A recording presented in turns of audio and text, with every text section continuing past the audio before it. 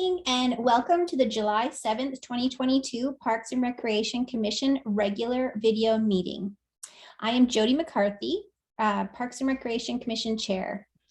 In accordance with Proclamation 20-28.10 and the Governor's Extended Safe Start Order, tonight's Parks and Recreation Commission meeting is using video conferencing technology provided by Zoom.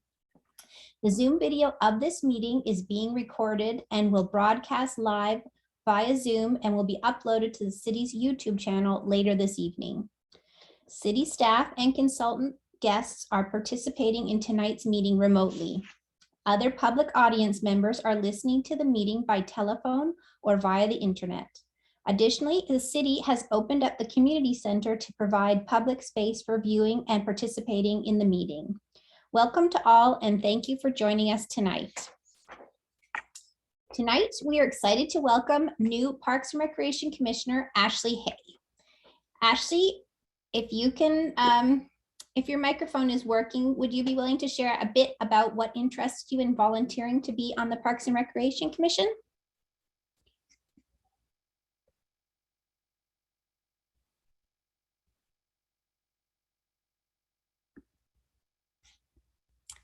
Unfortunately, she's having technical problems, so we will get back to her. But we are looking forward to working with Ashley and having her on the commission. Commissioners, please turn on your microphones. Will the city staff please call the roll? Yes, Chair McCarthy. Here. Vice Chair Struck. Here. Commissioner Cohen. Here. Commissioner Westberg. Here. Commissioner Markson. Here. Commissioner Burstein. Here. And Commissioner Hay. We know Commissioner Hay is here. We're just not able to, she's not able to communicate with us. All right, commissioners, before we start the business of tonight's meeting, I will just suggest a few rules to help run the meeting smoothly. If a commissioner has a question, please use the raise hand feature, and I will do my best to recognize commissioners in the order in which hands are raised. Everyone will be asked to limit themselves to one question and to one clarifying question if necessary, so that each commissioner has a chance to ask a question before a commissioner is given another chance to ask a question. Additionally, prior to speaking, please state your name for those listening in on the meeting. Tonight's agenda will not include in-person public appearances in accordance with Proclamation 20-28.11 and the Governor's Extended Safe Start Order. However, individuals wishing to speak live during the appearances portion of our meeting may do so by telephone, via Zoom, or in person at Mercer Island Community and Event Center, provided, however, they registered their desire to speak with the City Admin staff by 4 p.m. today. Our City Admin staff will call on you by name or telephone number when it is your turn to speak. This is the opportunity for anyone to speak to the Parks and Recreation Commission. All remarks will be addressed to the commission as a whole and not to individual commission or staff members. I just want to remind everyone to be kind.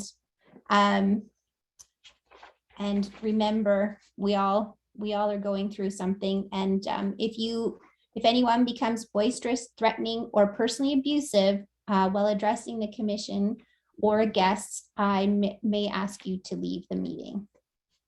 When it is your turn to address the commission, be sure to speak audibly and state your name for the record.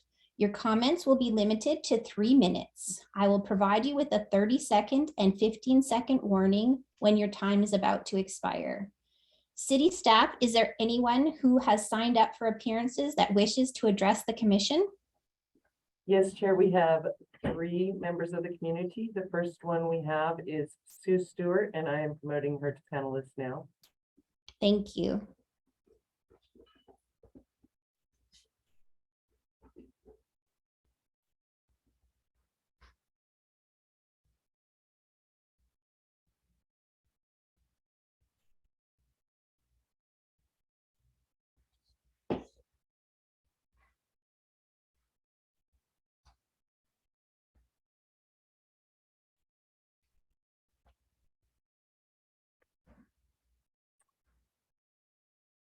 Sue, can you hear us?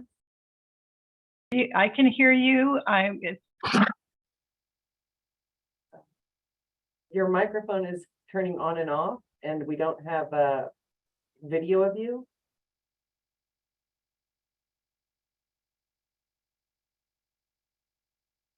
I'm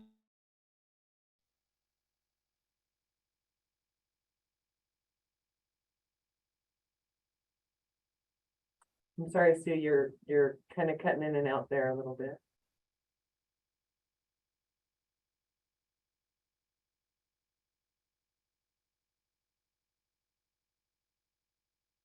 on mute. I hit a button. Is that better? We can Yes. hear you, yes. Okay. Sue Stewart, President, Friends of Luther Burbank Park. We've read and appreciate city staff's work creating the BSA site matrix document and the subcommittee's further review of all park properties. The clear outcome in both cases is that the bike skills area in Upper Luther Burbank Park is the worst location of all city properties. For that reason, spending $75,000 for a short-term facility is both illogical and foolhardy. Friends urges commissioners to withdraw your support of a temporary bike skills at Upper Luther Burbank Park and remove it from the July 19th City Council meeting agenda. You have the right and responsibility to make that decision. Points you must consider. Mountain bikes in Upper Luther is not part of the master plan. Only a modest dirt trail was allowed to remain. The signage currently in the park is for a BMX park, a low-tech bike. So what got closed down was a heavily vandalized BMX park. Why reward vandals by upgrading to a BSA mountain bike facility? Doing so disrespects the master plan, especially since other city councils unanimously approved resolutions promising only low impact uses in this park. Mountain biking is not low impact. During the shutdown, riders continued to ride the Mid-Ridge Trail out to I-90. This trail has a 30 to 50 foot drop off, creating increased liability to the city. A recent Oregon $10 million settlement to a mountain biker is a sobering reality. At-risk signs do not cut it. The city can get sued. There have been 3 restoration projects since the closure. The park is healing. Litter has been non-existent for the first time in years. The BSA requires a clay since the natural park soil is too silty for jumps. Don't approve foreign soils. Please let the park rejuvenate. It has been abused for 2 full years. 457 petitioners have said no mountain bike facility in Upper Luther. Do you really want to anger citizens right now, right when the city is asking to approve an expensive park levy? This is a time when Islanders will critically review park spending. 30 seconds. Lastly, the kids call this Snake Hill an inappropriate name. YouTube videos abound, so if reopened, off-Islanders will be back. Save the $75,000 and spend it on the appropriate location, if one exists. Upper Luther Burbank Park is not the 15 place. seconds. Upper Luther Burbank Park is not the place. Your work confirms it. Thank you. Thank you.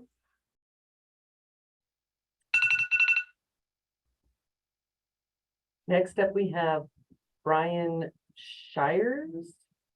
I'm sorry, Brian, if I pronounced your last name incorrectly. I'm moving you over now.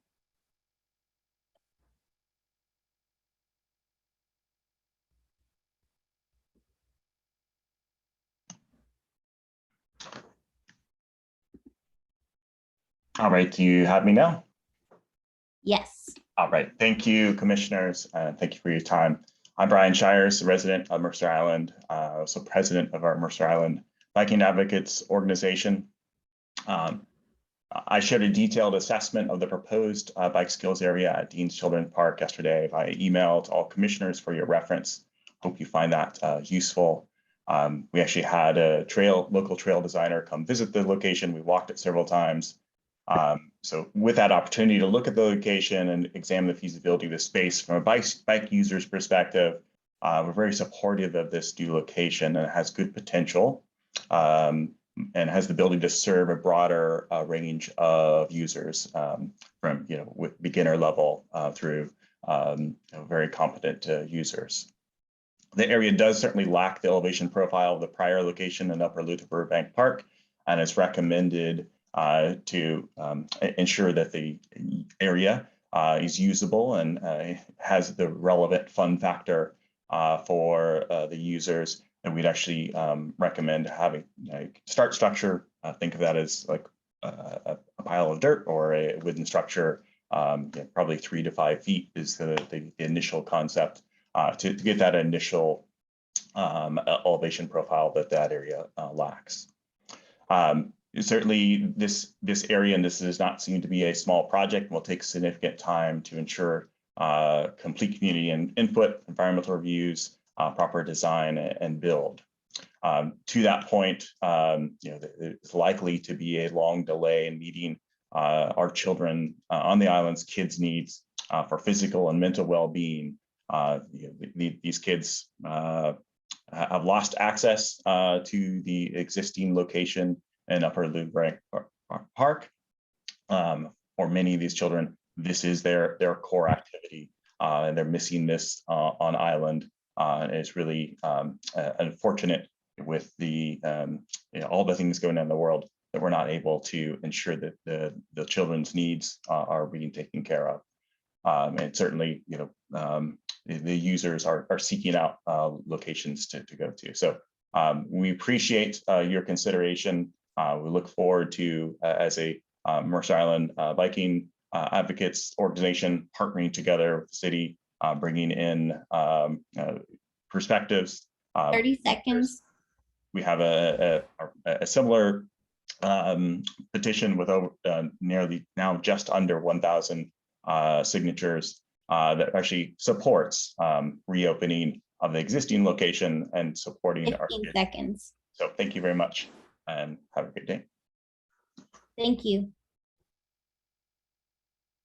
And our final member of the community to appear is Ira Appleman. I'm moving Ira over now.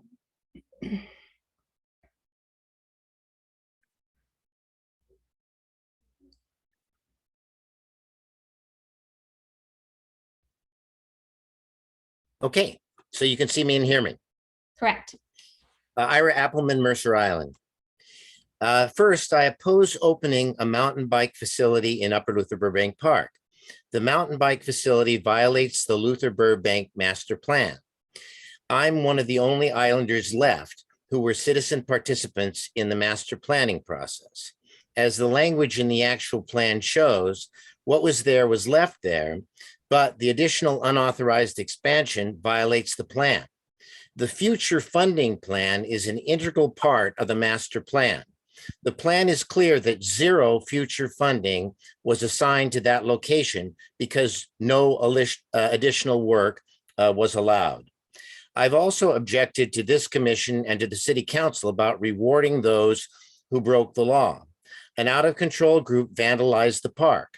Your response is to reward the vandals by requesting city funds to accomplish what the group shouldn't have been doing in the first place. That's wrong. You will only be encouraging others to illegally damage city facilities and property in the belief that the damage will eventually be approved by this commission and the city. And there's no penalty anyway, so why not go ahead and do it? Second, I also oppose damaging Island Crest Park by moving mountain bikes there. Dean's Children's Park is a local designator for the northern portion of Island Crest Park. It's all one property. The northern portion is flat and should have been eliminated by your criteria. I also was unimpressed by the lack of objectivity of the subcommittee's decision process. Last April 26, you decided that Dean's Children's Park is the eventual place for the mountain bikes. And surprise, when you assign values to arbitrary criteria, Dean's Children's Park becomes the loser.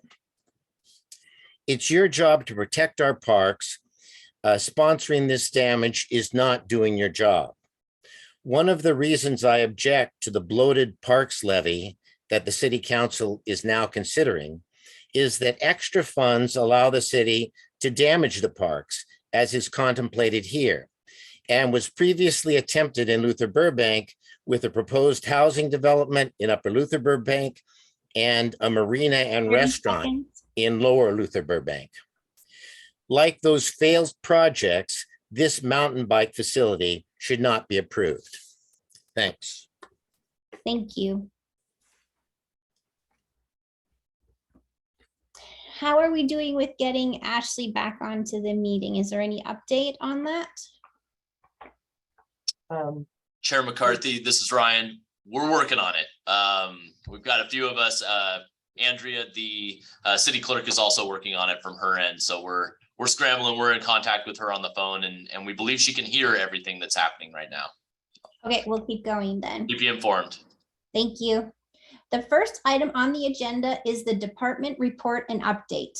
Welcome, Recreation Manager Ryan Daly. Okay, I'm back. Hey, Ryan Daly, your recreation manager. Allow me 1 second to share my screen, and I'm going to have some exciting updates.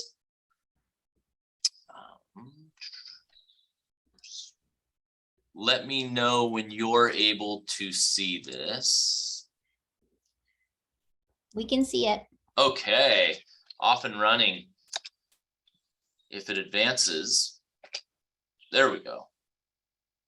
All right, so summer celebration, we are very close. It is right around the corner. Staff is working feverishly to get all of the final plans finished up, but it is this weekend, Saturday, July 9th. Festivities are going to kick off at 11 a.m. at Mercer Park, and we'll be wrapping up at Luther Burbank Park with the fireworks right around 10:45. We are expecting some pretty significant crowds, and frankly, really looking forward to it. So those commissioners who have gotten to talk to me this week are probably tired of my excitement level, but that's really what the staff is feeling right now. This is really great to be back to where we were, and maybe even better than before. So looking forward to that. Looking forward to community input to help us grow as we move forward. Parking is always a key question for summer celebration. And so our daytime parking, which will be our downtown area, just a huge thanks to Riot Games. They stepped up and opened up their parking lot, or will be opening up their parking lot for us to utilize that for both staff parking, some of our vendor parking, and also for the general community. So that's a huge help. We've also expanded ADA parking to the thrift shop lot, and street parking will be available as permitted. More parking. Now things get a little trickier at Luther Burbank.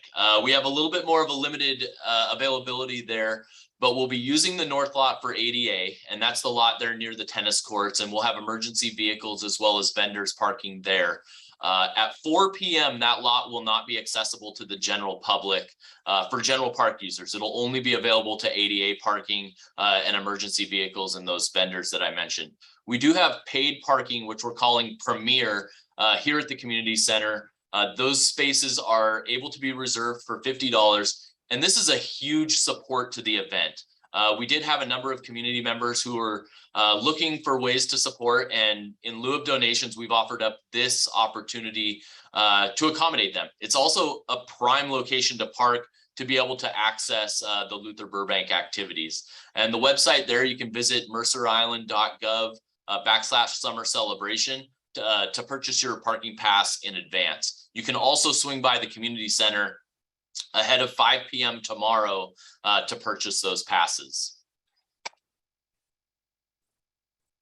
But we do have other options, and those are the Luther Burbank shuttles. In the past, we've only offered them from one location. This year, we've actually expanded it to 3.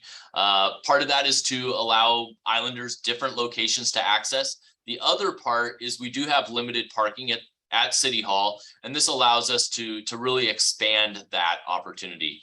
The shuttles will start at 5:30 and they'll run on a continuous loop until 9:30. Get on that last shuttle at 9:30 because they're not coming back. They'll be stationed there, or I should say they're not coming back ahead of the fireworks. They'll be stationed at the community center after that to catch the crowd leaving. route them back to their vehicles. So there will be appropriate signage out, and you'll be able to follow those to be able to get on the correct bus. And again, a huge thank you to the Mercer Island School District. This is the first time they've stepped up with us and been a partner in offering these shuttles. And it's a tremendous savings for the event. 2, we get to add those additional locations. And 3, it's just easy. It's so much easier. It's cost savings. It's perfect. So very, very fortunate to have them as a partner this year. All right. The Mercerdale ribbon cutting. This is maybe right with summer celebration on my excitement level. Great opportunity for us to get out and celebrate this tremendous project. It's officially open right now, and if you've swung by, it is busy. But we're kicking it off with summer celebration. The entire event, we're kicking it off with this ribbon cutting. It's going to be at 11 o'clock, obviously at the playground. We are expecting pretty significant crowds. Should be a lot of fun. We're really encouraging the Parks and Recreation Commission to join us and the City Council out at Mercerdale at 11 a.m. And we'll ask that the commissioners show up about 10:45 so we can get all organized, and all are welcome. And of course, our sponsors. This was a great sponsor year. We had a number of sponsors step up: Windermere, the Community Fund, MI Martial Arts, the Mercer Apartments and Dollar Development, John L. Scott, Island Books, Kimball Agency, Healthcare Reimbursement Solutions, and Recology. This generated somewhere in the neighborhood of almost $40,000 in sponsorships towards summer celebration. Puts us right near our goal, which was $45,000. We're knocking on the door and really, really grateful to these sponsors for stepping up. Many did so at the last minute, and that's a credit to our community members, and I'll call out our mayor for also really pushing these sponsorships and helping to have this opportunity to support this great event. So thank you again to all those sponsors. Oh, but we do have a few other events going. Shakespeare in the Park right now. Actually, the park's getting a bit crowded. They're showing up today. I already saw a few families. We have people parking up here at the community center, actually heading down to see Shakespeare in the Park. They have 19 shows this year, and it's sponsored by For Culture, and Seattle Shakespeare Company actually does this at a significantly reduced rate. So looking forward to that here at Luther Burbank Park at the amphitheater. And the events keep on coming this month. Mostly Music in the Park starts up on the 14th, 7:30 p.m. at Mercerdale Park. Bring your chairs, your picnic dinner, shine up those dancing shoes. It's going to be a lot of fun. We have some great bands picked out. Again, the Community Fund stepped up, as did For Culture, to sponsor this event series. And huge thank you to both of them as well. Kirk Robinson Skate Park dedication. So we're finishing up plans for the dedication of the renaming of the skate park. It's going to occur on Thursday, July 28th. That's in correlation with one of the Mostly Music events. Kirk was, as you all I'm sure recall, was a Mercer Island resident, former Bothell firefighter. He was on the Parks and Recreation Commission. I can't say enough about the time I got to spend with him, and his energy probably rubbed off on me a bit. And he's just excellent individual, and I think it's outstanding that we have this opportunity to recognize him.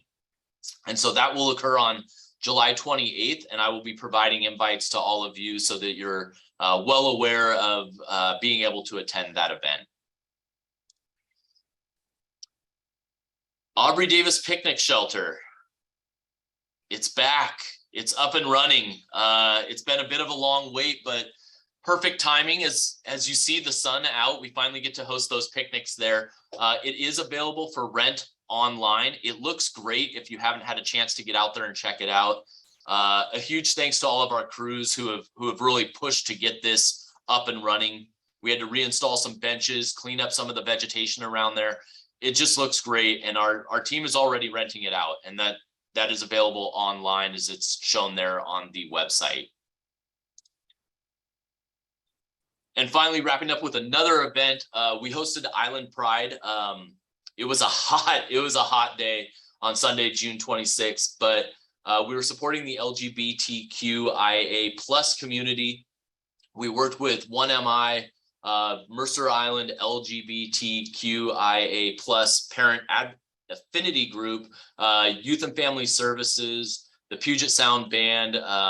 They all stepped up and helped to promote and offer this inclusive community event.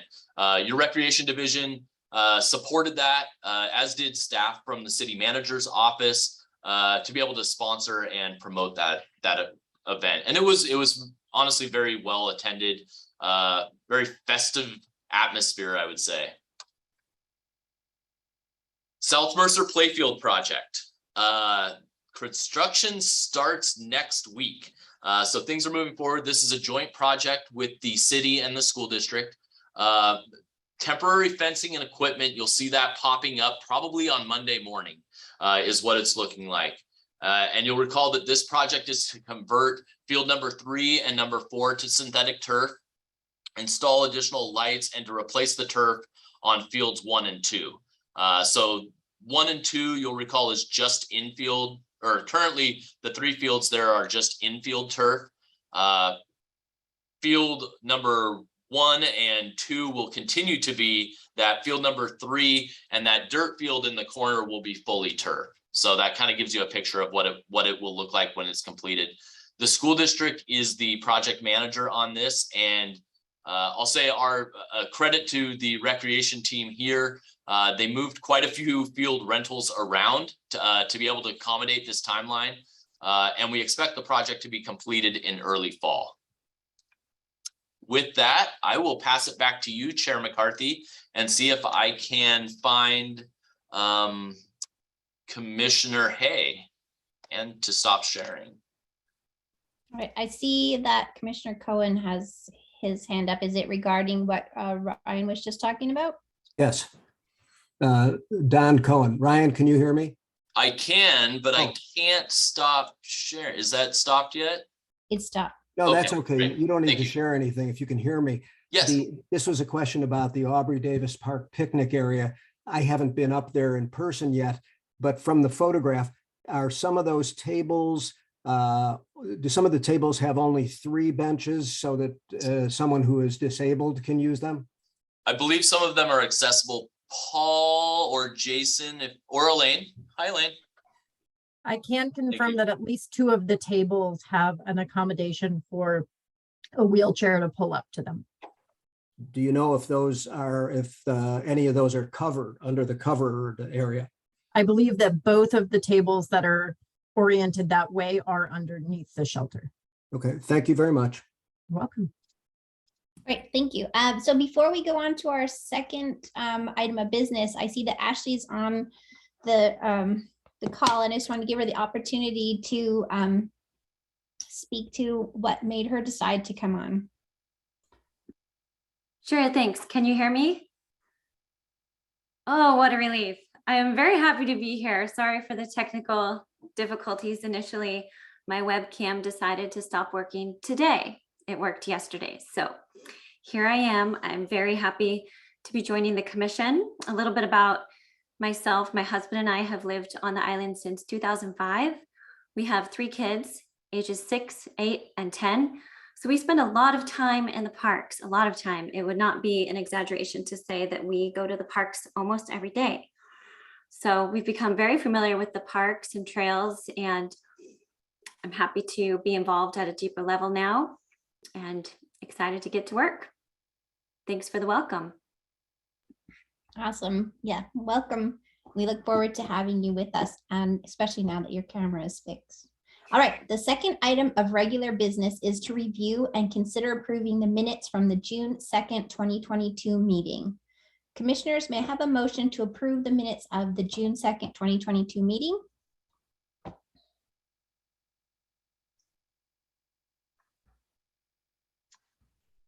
This is Don Cohen. I'll make that motion. Okay. This is- And this is- who's gonna? Peter Steckel, second. Okay, so Commissioner Cohen has moved, made the motion and seconded by Vice Chair Struck. City staff, can you please conduct a roll call? Yes, Chair McCarthy, Aye. Vice Chair Struck, Aye. Commissioner Cohen. I'm sorry, Commissioner Cohen, Aye. Commissioner Westberg, Aye. Commissioner Markson, Aye. Commissioner Burstein, Aye. Commissioner Hay. Aye. All right, the motion passes and the minutes are approved. The third item on the agenda is the chair and vice chair elections. And recommended action is appoint chair and vice chair. All right. Does somebody want to make a motion to elect a chair and vice chair? Maybe we'll do chair first. Commissioner Westberg. Jody, I don't think we do a motion. I think what we do Oh, is sorry. open the floor to Thank you, nominations. thank you. He just put notes. They didn't tell me exactly what to say. So thank you. for that. So yes. if you want to explain the voting process and then open the floor Okay. to nominations. Okay. So these are what the notes say. Okay, place a motion to elect chair and vice chair on the agenda. Take nominations for the position of chair from the floor. Nominations not require a second vote.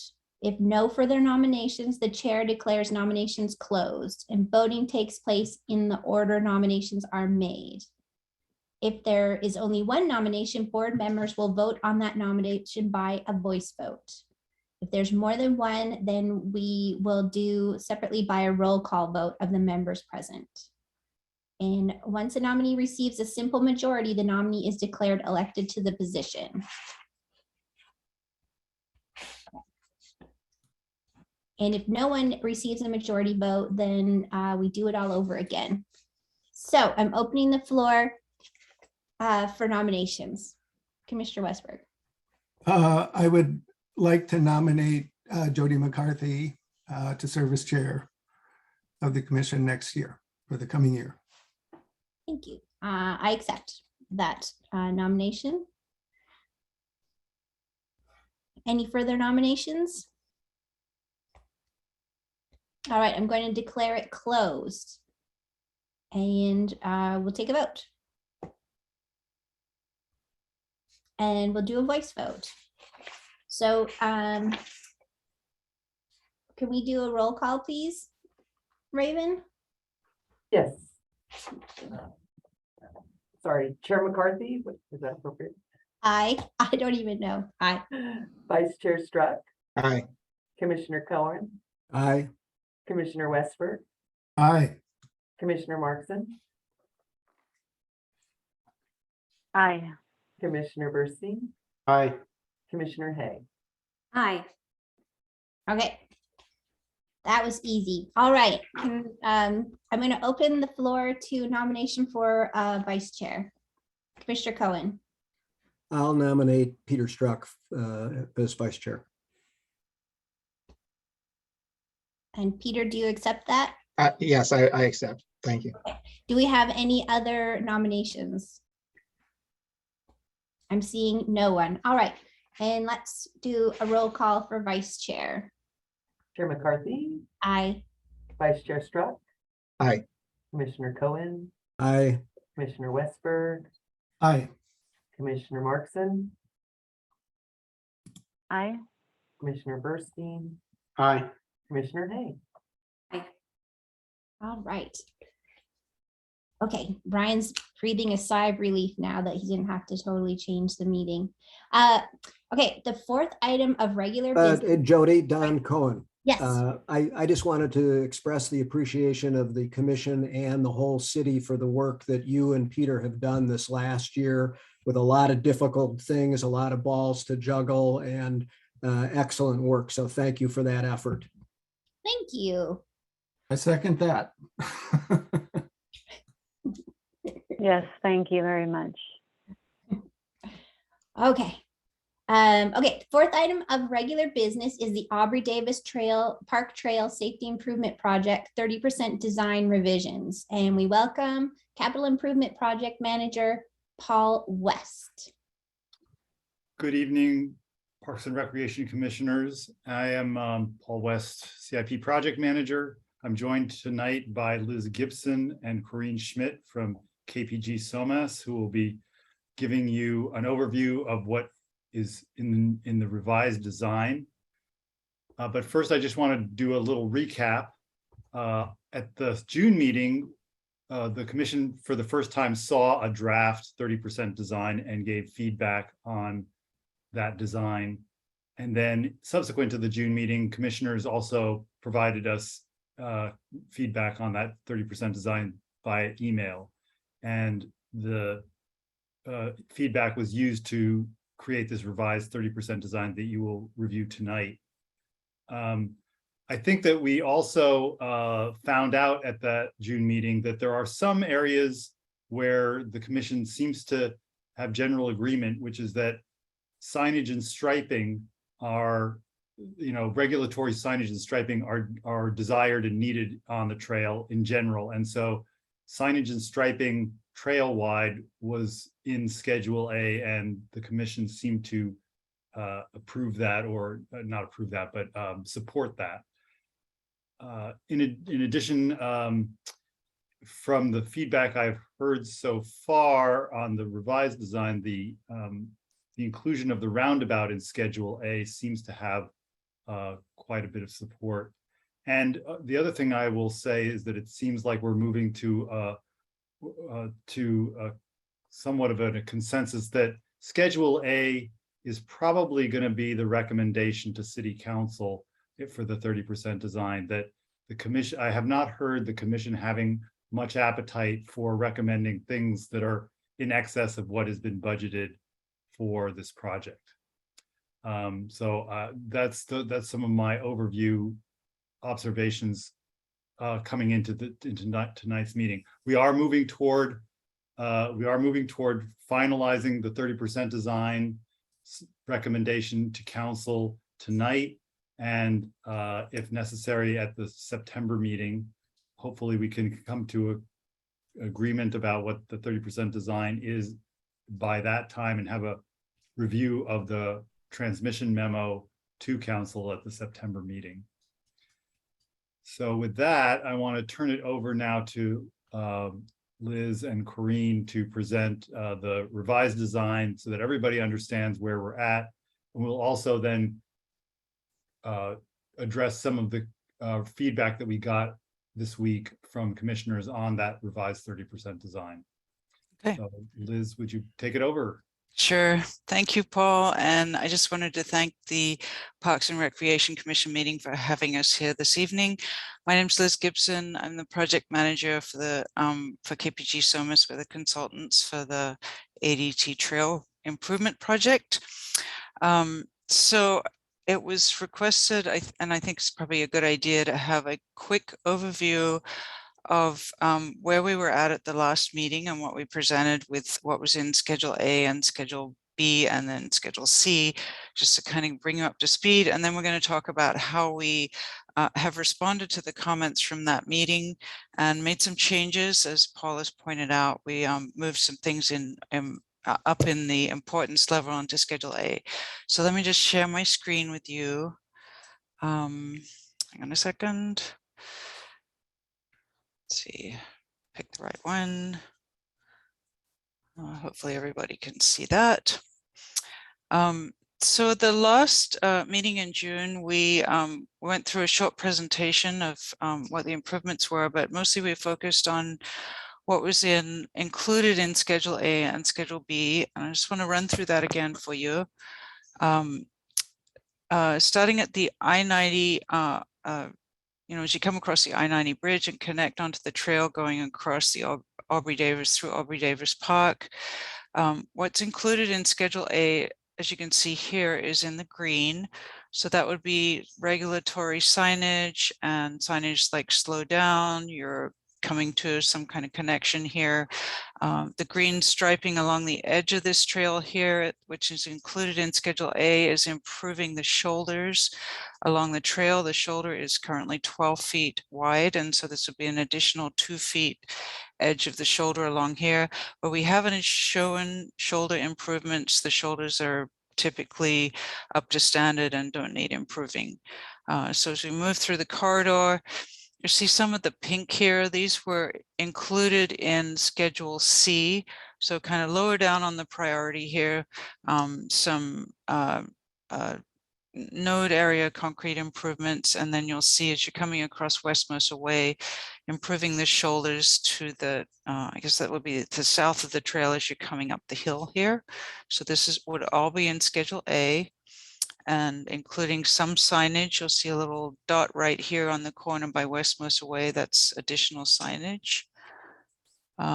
Quickly moving through this. So Schedule A still includes all of the pavement markings, shoulder improvements as we come up to the basketball courts and the tennis courts.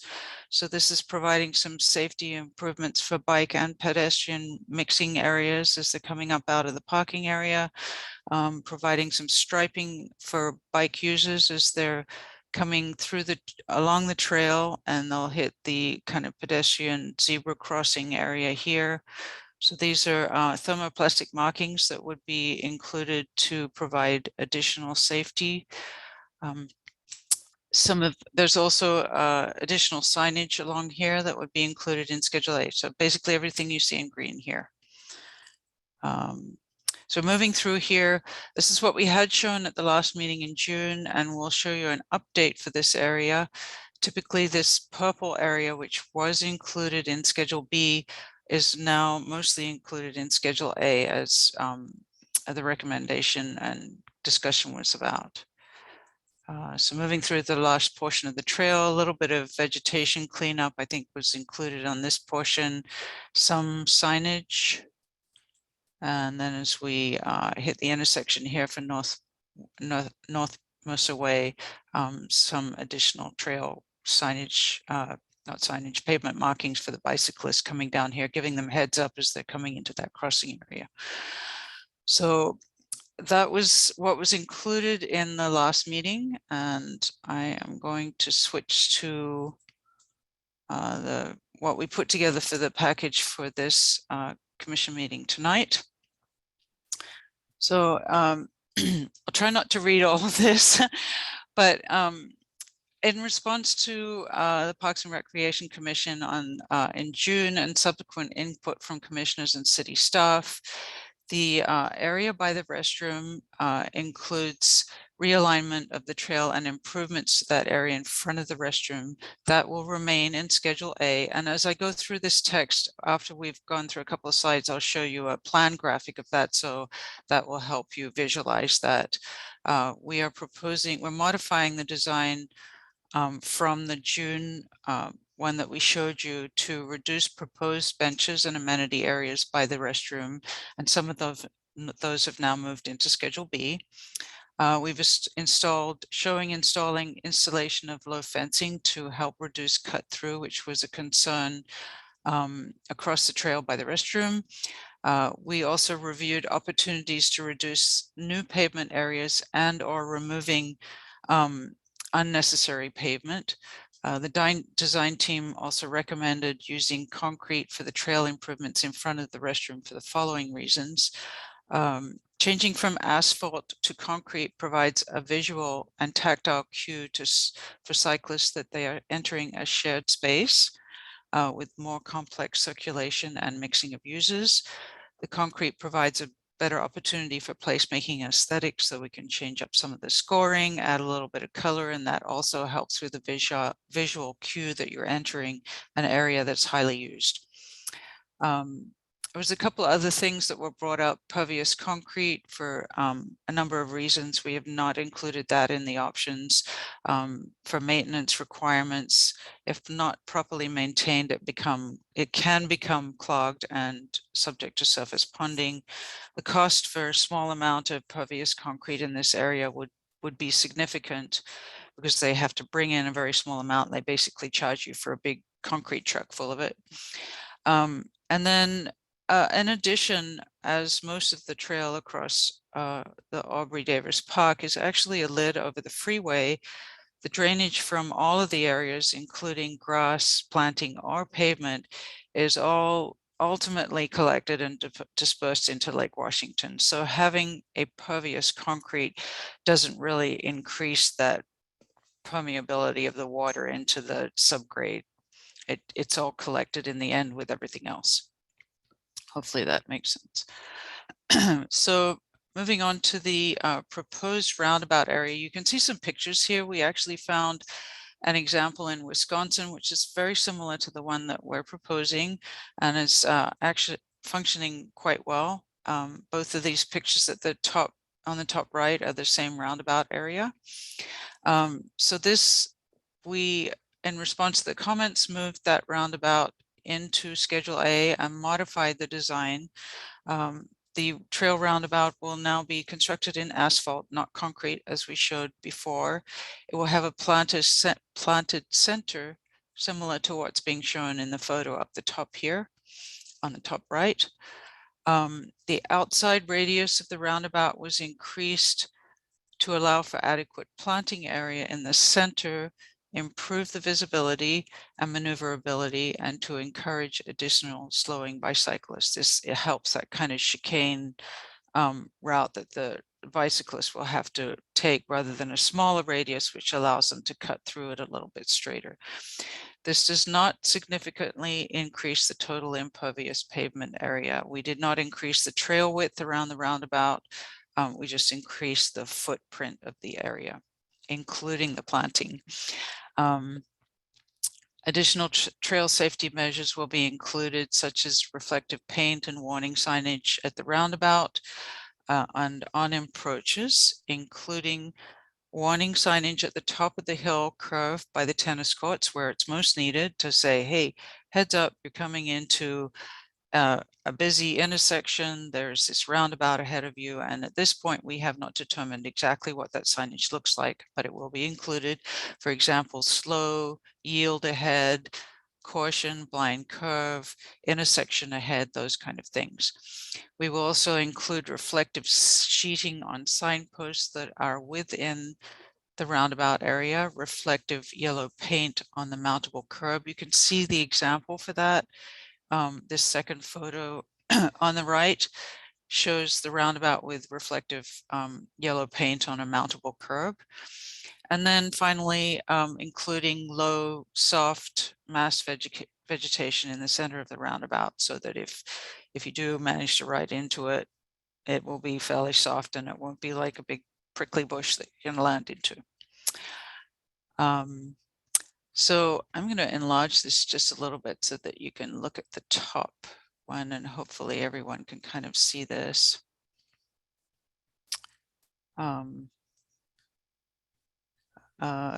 So this is the area that will be included in Schedule A currently. It shows the roundabout area on your left here in the gray, that's asphalt, with a planted roundabout island in the center with the painted rolled curb.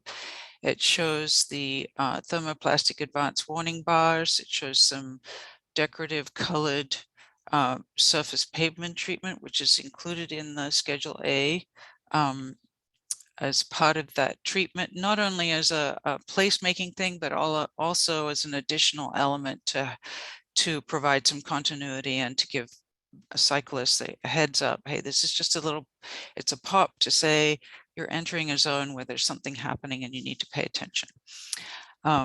The existing parking lot as access path will remain the same width to match existing. And as you're moving through the I-90 trail towards the restroom, we've decreased some of the concrete node areas. And so the ones that are in kind of the pale yellow color are the scored and colored concrete at the intersections here, just to say, again, you're entering an area that's a mixed use zone. You need to slow down, heads up. See along the edges of the trails here by the baseball field, we're showing, hopefully you can see there's a fence line to the bottom half of the trail, that we're taking out the portion of pavement coming from the dugout that now directly puts you onto the trail and rerouting people from that dugout area through to the colored portion of the pavement here, which we had showed before. There was also a request, and I think this might help some people, to show which portions are new pavement and which portions are a new additional pavement, I shall say, and which portions we're actually taking pavement out. So for the roundabout area, we are taking out this central paved area that's currently there and replacing it with some additional pavement to, I guess that would be to the left side of the roundabout where you see the purple areas. But then when you see the green areas here, these are pavement removal areas. So that kind of balances out in that area. As you're moving along the trail, you'll see an additional green area where we're proposing to remove concrete from the dugout. And then there's the purple pathway coming out here, which is additional new pavement, but it serves to redirect people towards that intersection to prevent them from crossing, to help prevent people from crossing earlier and mixing with bike people coming through. You'll also see where there's additional purple pavement on the edge. Most of this was to help redirect bike traffic so that you're coming through past the restroom and to straighten up their sort of trajectory as you get towards the downhill slope so that they have to make a conscious effort to turn right. We will be removing a little bit of pavement on the bottom edge of that trail there. The bigger purple area, and I don't know whether you can see my hand or not, I'll try and stop, but to the top in front of the restroom, that's currently a planted area. And we are proposing to take that out to increase that area to allow people to mingle and not be out in the middle of that intersection there, which we're trying to help that flow, address the flow through there. Let you look at that for a few minutes. It's a lot of information.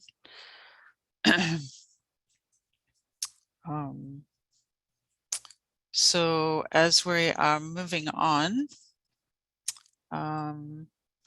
just to reiterate, for the West Mercer Way crossing, the node and kiosk improvements remain in Schedule C, which is one of the lowest priority implementations. We have modified the design in that area to, we're adding additional elements to emphasize to cyclists that the trail through the Aubry Davis Trail Park area is a slow zone. So adding signage before they get to cross West Mercer Way and saying, hey, you're entering a slow zone, you're entering some kind of mixing area. If you want to continue on the trail, we expect or we want people to ride slower. These elements could include warning signage or eye-catching elements such as thermoplastic snail decals, etc. We are also recommending that there's an additional signage put in that directs cyclists who wish to use a faster route, avoiding the slow zone through the Aubry Davis Park to the designated on-street route through on West Mercer Way in the clockwise direction. Additional improvements, we recommend keeping all the proposed shoulder improvements to bring the trail back up to the standard, which will provide recovery zones for cyclists. It'll also improve the sight distance and provide additional space for pedestrians to get off the trail as if necessary. There wasn't a question about thermoplastic versus paint for the trail markings. We would recommend using thermoplastic as it holds up longer than paint and requires less maintenance, long-term maintenance. It does cost more upfront, but the capital improvement costs on the back end are less than the upfront requirements. So I'm going to hand this over to Corrine now. Corrine, you'll just have to tell me to move to the next slide, but maybe you can talk to, there was a request to show some examples of pavement changes that are in our local area. So she's going to talk through some of the pavement changes and other signage and things like that that we're proposing to use for the trail. Yeah, thanks, Liz. So yeah, there was a question about the idea of, these pavement changes when you come into mixing zones or areas where there might be more complex user interactions other than just kind of linear trail movement. And so these are just a few local examples, starting at the top, Elliott Bay Trail at Olympic Sculpture Park, Elliott Bay Trail as it goes through the Expedia campus, uses this technique at several locations. Liz, could you just try to make that a little bit bigger so we can see the images a little better, because they're. Yeah, and I apologize for the quality of the images. I was at the mercy of Google Street View for pulling these together. Does that help? Yeah, that's great. Yeah. If you pan over to the right, Liz, the top right corner, this is a newer installation. There's 2 raised bike lane or cycle track facilities kind of through the Amazon part of Seattle on 7th, and this is at Blanchard. So again, kind of similar, you've got the little shark's teeth yield line, slow text in the pavement, and then changing to concrete where the pedestrians and the bicycles might be mixing. So again, kind of that similar mixing zone. Coming down back over to the left, Westlake again uses it. For some reason, the Google Street View, the Westlake cycle track is gone, but I was able to get a couple of older snips of it. Again, this is at South Lake Union Park, where the trail enters South Lake Union Park. So the Burke Gilman Trail, a lot of the new segments on UW campus, again, utilize this same transition to concrete. And then on the bottom is the Mountains to Sound Greenway trail at the Factoria Boulevard intersection and the Factoria overpass crossing there again. So, the idea with this isn't necessarily that, switching to concrete doesn't physically slow somebody down. However, it gives you that added awareness that you're no longer on a ribbon of asphalt that's all yours and everybody's going to be moving one way or the other. And it works well for that. If somebody is riding really fast and just doesn't care, a pavement change isn't going to slow them down. But for the vast majority of users who might just not be paying attention, it is an effective way of giving people a heads up that it's not just business as usual. You got to pay a bit more attention. So, and then Liz, if you want to jump to the next slide. So this is just a couple of local examples of some of the types of pavement markings, excuse me, that we might be looking at, kind of not the fun placemaking ones, but more of the just regulatory. So the yield lines there on the left, combined with the posts with the reflector, yield signs on posts with the reflective wrap on them. We anticipate using those coming into the roundabout and a few other places where we want to make sure people are respecting an intersection. In the middle there, at crossings, the thermoplastic bars going across is a very common, that's on Westlake, but that's a common installation for giving heads up as you're approaching a crosswalk, often combined with slow, or if you want to get really serious about it, you could do the full width yield ahead trail warning.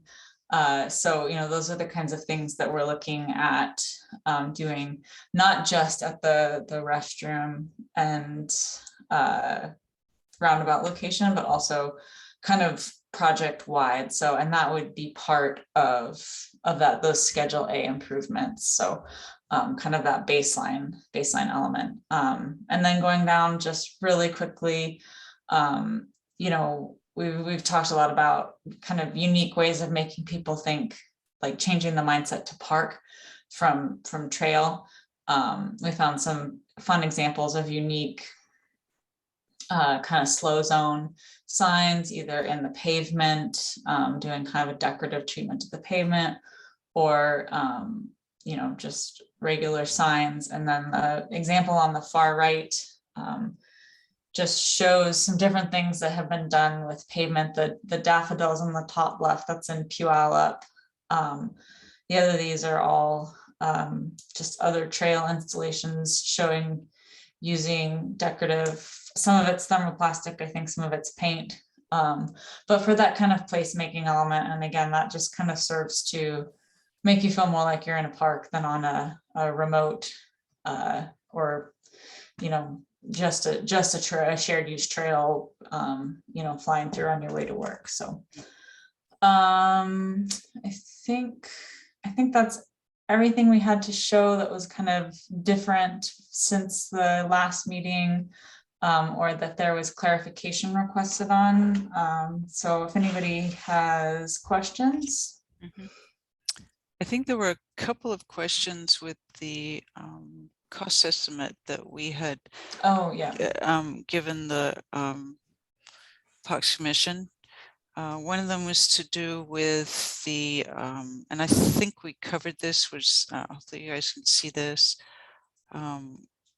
was the cost on the permanent signing. So I think there was a little bit of confusion that because we had this in Schedule A and we talked so much about Schedule A being the roundabout area and the restroom, but what is included in Schedule A is all the safety signing improvements that we need to do along the edge of the trail. And that includes the regulatory signage, the thermoplastic, and all that kind of thing. So that's what this number is here. The additional numbers in B and C are fairly small because they include, let's see, permanent signing here. That's any additional signage that might occur with the Schedule B things, and then the same with Schedule C.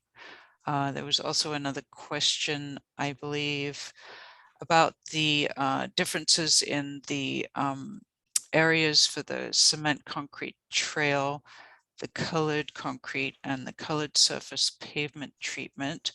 So the cement concrete trail is, I'm going to go back to this diagram here. Let's see if I can, this is just a little bit. The cement concrete trail portion would include the area that's gray, the gray speckled area between the two yellow mixing zone areas, and then it would also include putting in an improved trail connection from the dugout to that mixing zone area. And then the scored and colored cement concrete for the plaza would include the yellow portion in front of the restroom here. And then the colored surface pavement treatment would include, is actually for the entire trail for one end to the other, where we might put in some of this colored pavement treatment that we're showing with the crosswalk warning bars here. And that at 30%, you know, that's still under design what we would actually do in there, but we wanted to allow to do some of that to include it as a just, you know, another heads up, ways to get people's attention as they're riding through these areas. And I think, so I think I should just open up for questions. Paul, do you have anything that you want to add to that, or?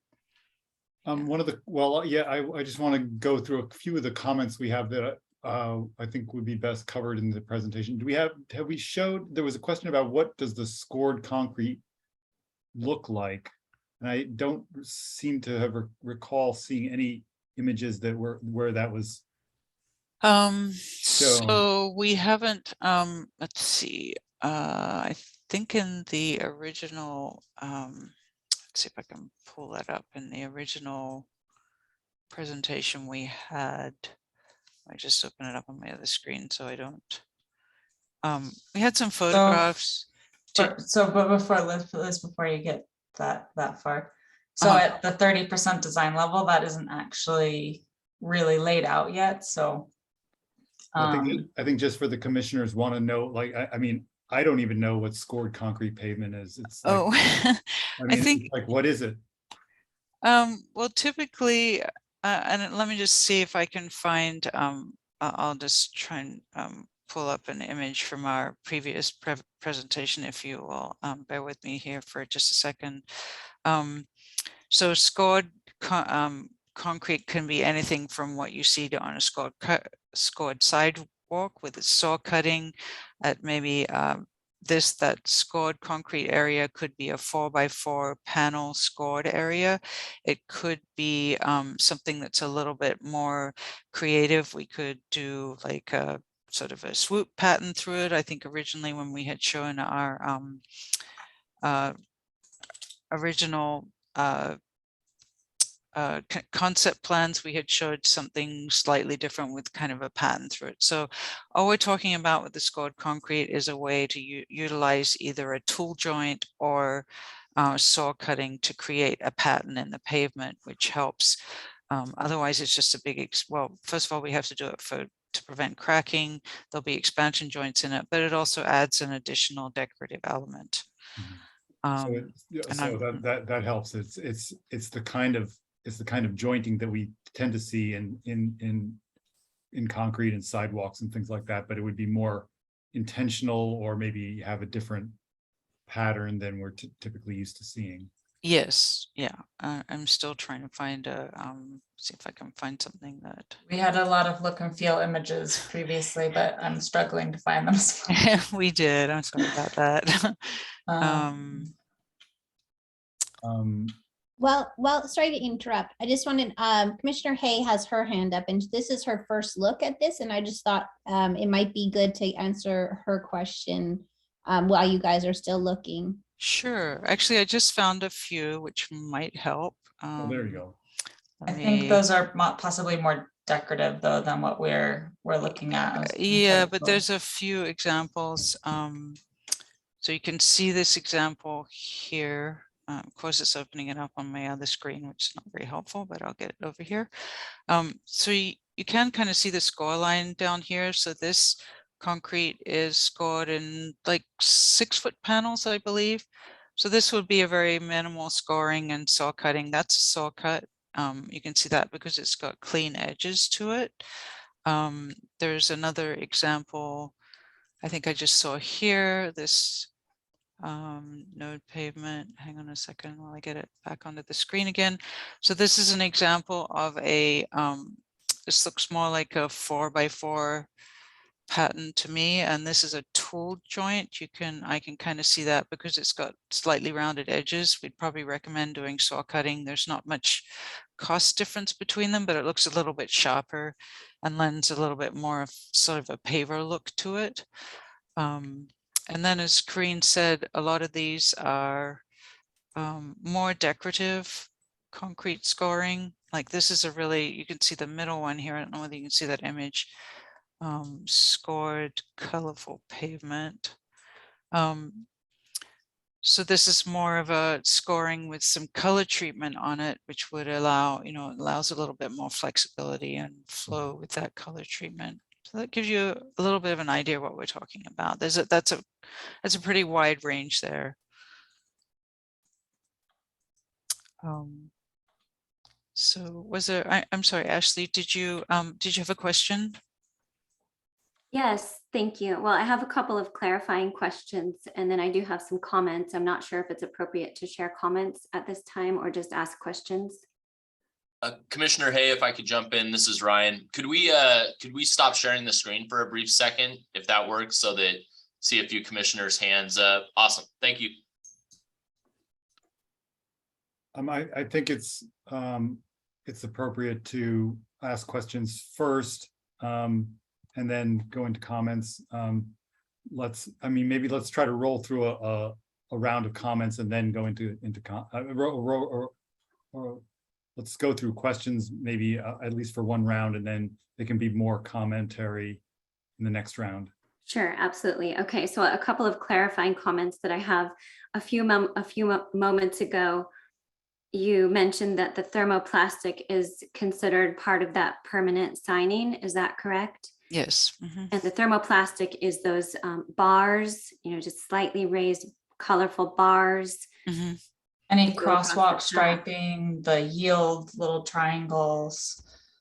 Yeah, anything that's kind of regulatory in nature and stuck to the pavement.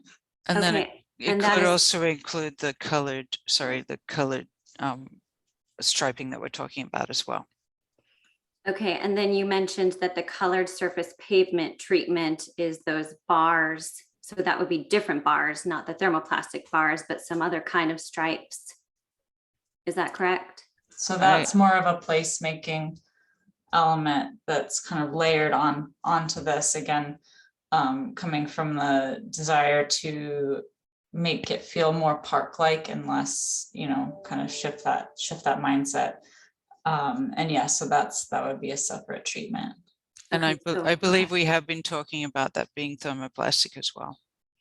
Okay, so we've got the thermoplastic colorful bars. We've got the decorative color treatment bars. No, sorry, that's the color surface pavement treatment bars.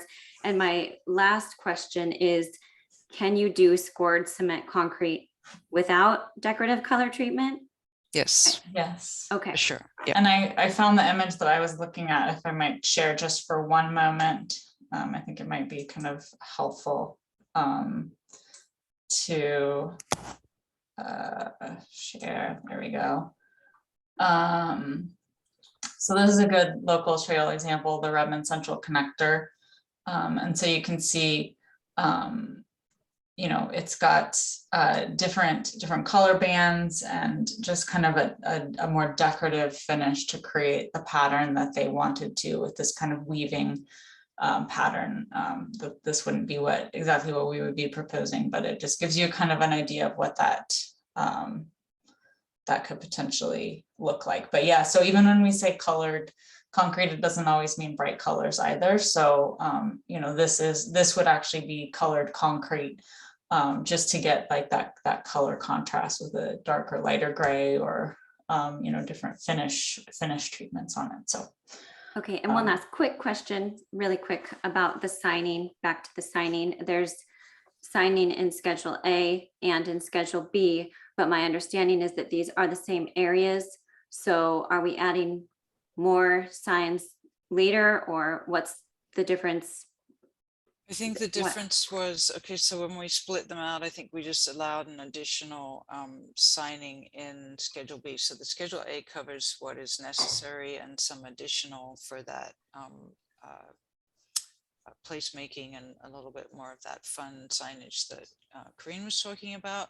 And then Schedule B and C also include for the improvement areas that would come if we got into that, there would be a little bit extra for additional around West Mercer Way and as you're coming over the tennis courts and that kind of thing. Okay, thank you. Okay, Commissioner Westberg.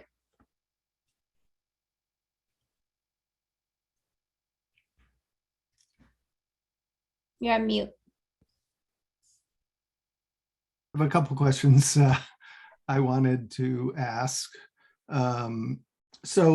First one is your discussion about the additional elements at West Mercer, at the West Mercer crossing. Are those included in Schedule A under the signage, or are those in Schedule C?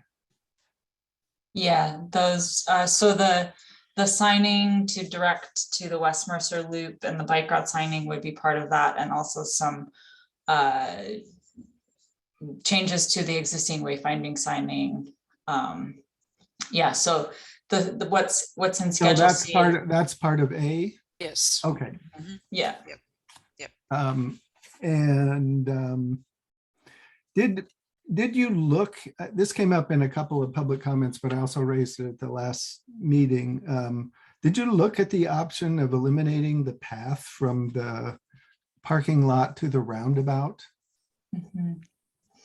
We did actually look at it, and I think it was discussed with the Parks Recreation Commission and the city, and I think the consensus was originally that they didn't want to eliminate it because it eliminated a way for people coming from the parking lot and being able to get up, a direct route to being able to get up to the downtown area. So it was more of an access or accessibility issue. Well, it's more direct by about 25 or 30 feet, but because one of our goals I know was to try to increase the predictability of where bicycles and pedestrians would interact. And that area, I don't know how heavily used it is. Maybe Paul could comment on that, but because that is a blind curve and you have people walking up from the parking lot right into that blind curve around the roundabout, it seems to me, I don't know, it seems to me we ought to discuss that with city staff and see if how critical that little 6-foot piece of asphalt is to save someone from walking, a very short distance and funnel them across in the place where we want most people to cross. So that's more of a comment than a question, but I'm not quite ready to drop that yet as an idea. The other question, I was the one that raised the question about the concrete, and my question was, and thank you for the explanation of what constitutes cement concrete trail versus the scored cement concrete. My question was, why is there such a huge price difference? $125 per square yard for one and only $45 per square yard for the other? That comes down to the finishing on it. So that's an allowance for kind of doing everything in that area. So, doing either integral color or a decorative surface color treatment. In general, if we're doing, say if we do something like that image I showed with different bands, those are separate pours. So it creates a little bit more construction complexity. So, but that's the cheaper one. Yeah, so I think I misread what misstated what before. So let's go back to the cost estimate, and I think I can explain, and Karina is correct. I can probably explain this a little bit clearer than I did before. Yeah, it would make sense that the scored concrete or color treatment would be more expensive, but yeah. So actually, I'm going to backtrack on what I said. Was the cement concrete trail actually includes all of the plaza area and the connecting pieces. So that's the cost to install the concrete. That's the $125.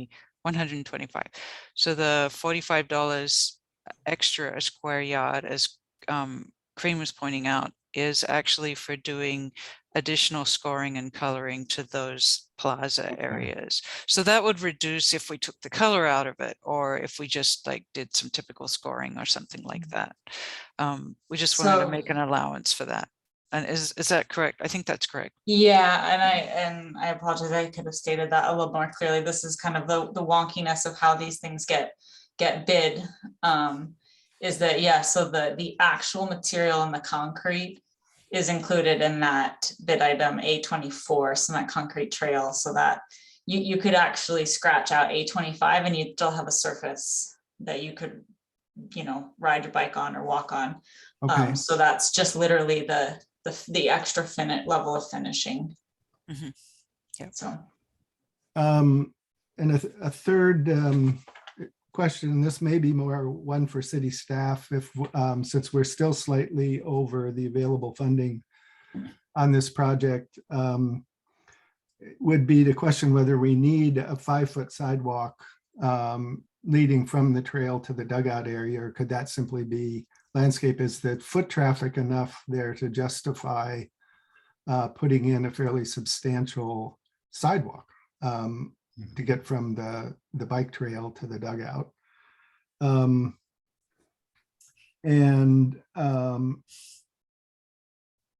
This is maybe a question for Paul too. There's been different statements about the trail width and cleaning up the shoulders and things like that. are the proposals included in here, are they consistent with the Aubry Davis master plan Yes. all the way down? Yes, they are. Okay. The Aubrey Davis master plan calls for a 12-foot wide asphalt trail with 2-foot shoulders that are vegetated. So they're not bare gravel, they're vegetated, either grass or low ground cover. So that's what we're those areas where we're talking about shoulder work. It's not to create a bare gravel shoulder, it's to create a vegetated shoulder. Yeah. Okay. Yeah, and I think in the cost estimate, part of the confusion was when we do install those shoulders, there will be some crushed rock surfacing below what it ends up being is a sort of a softer surface on top of it. And we're only doing that in areas where the vegetation has encroached so much on the side of the trail, on the shoulders, that it needs to be cleared and kind of redone again to allow for that 2-foot shoulder. Okay. Does that make sense? Mm-hmm. Okay.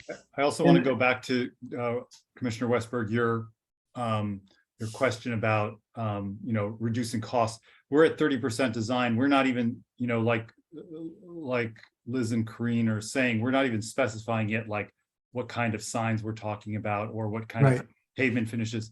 So, a lot of some of the finer design decisions are yet to be made, and they will be made partly in an attempt to stay inside the available budget.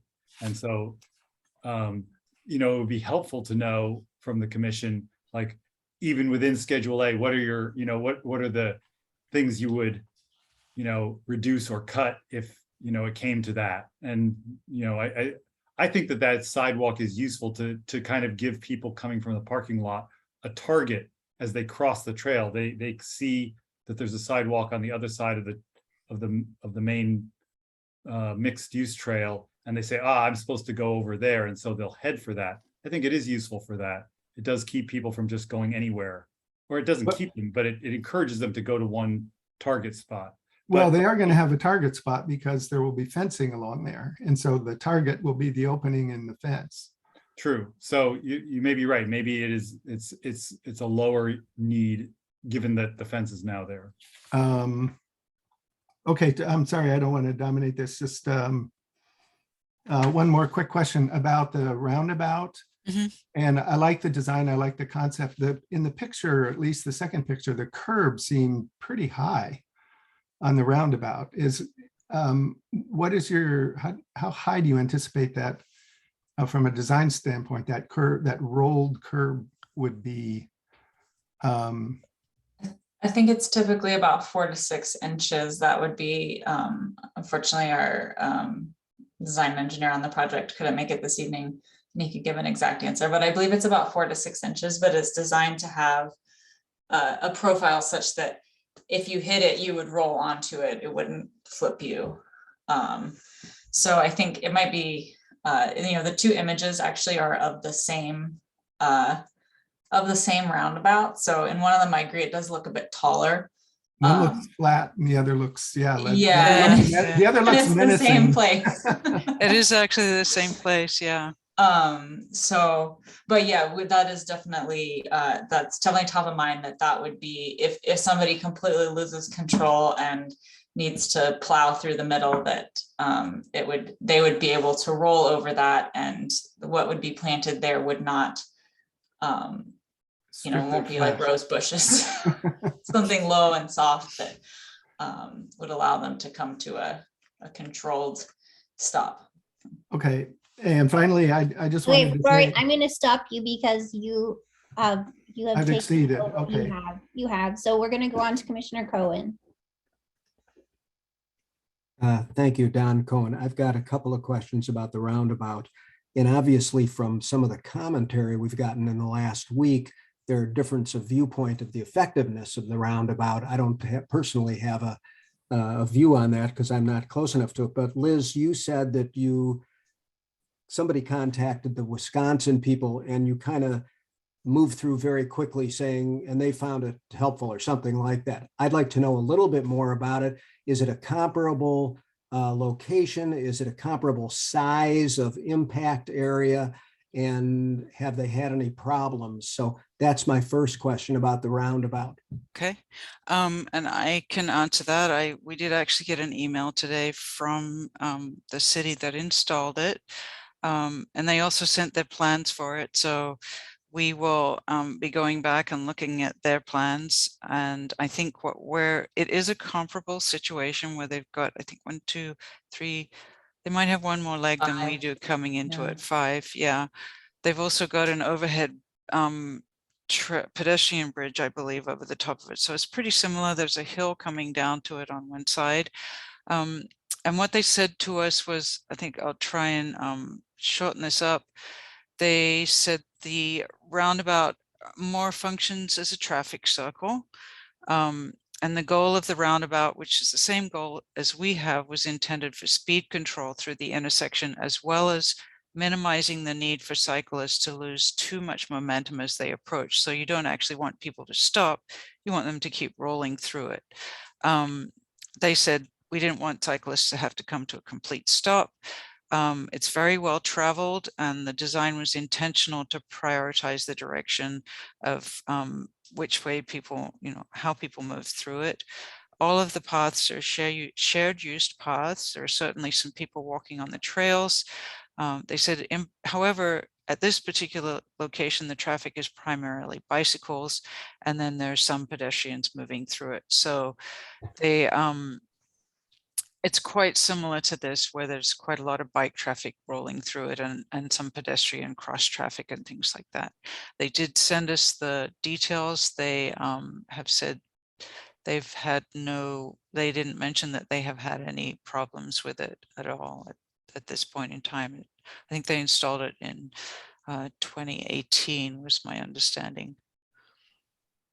Thanks. Follow-up question then. I guess I would have asked staff, given the differences of viewpoint that we've seen from riders about whether roundabouts would slow them down or not, whether having some of that information, maybe not the details on the design, but the email or a summary of it or something, having it available for some of the other people might be useful. I was out there this week, and I was talking to a guy who was pushing a stroller, but he's also a bicyclist when he's not pushing a stroller. And I mentioned the roundabout idea. He was not aware of it, but I think this is probably because he doesn't know that you're going to reconfigure that area and make a little more cement coming around, because he said, boy, it wouldn't be a very big roundabout, and I'd just blow right through there. If I was coming down the hill.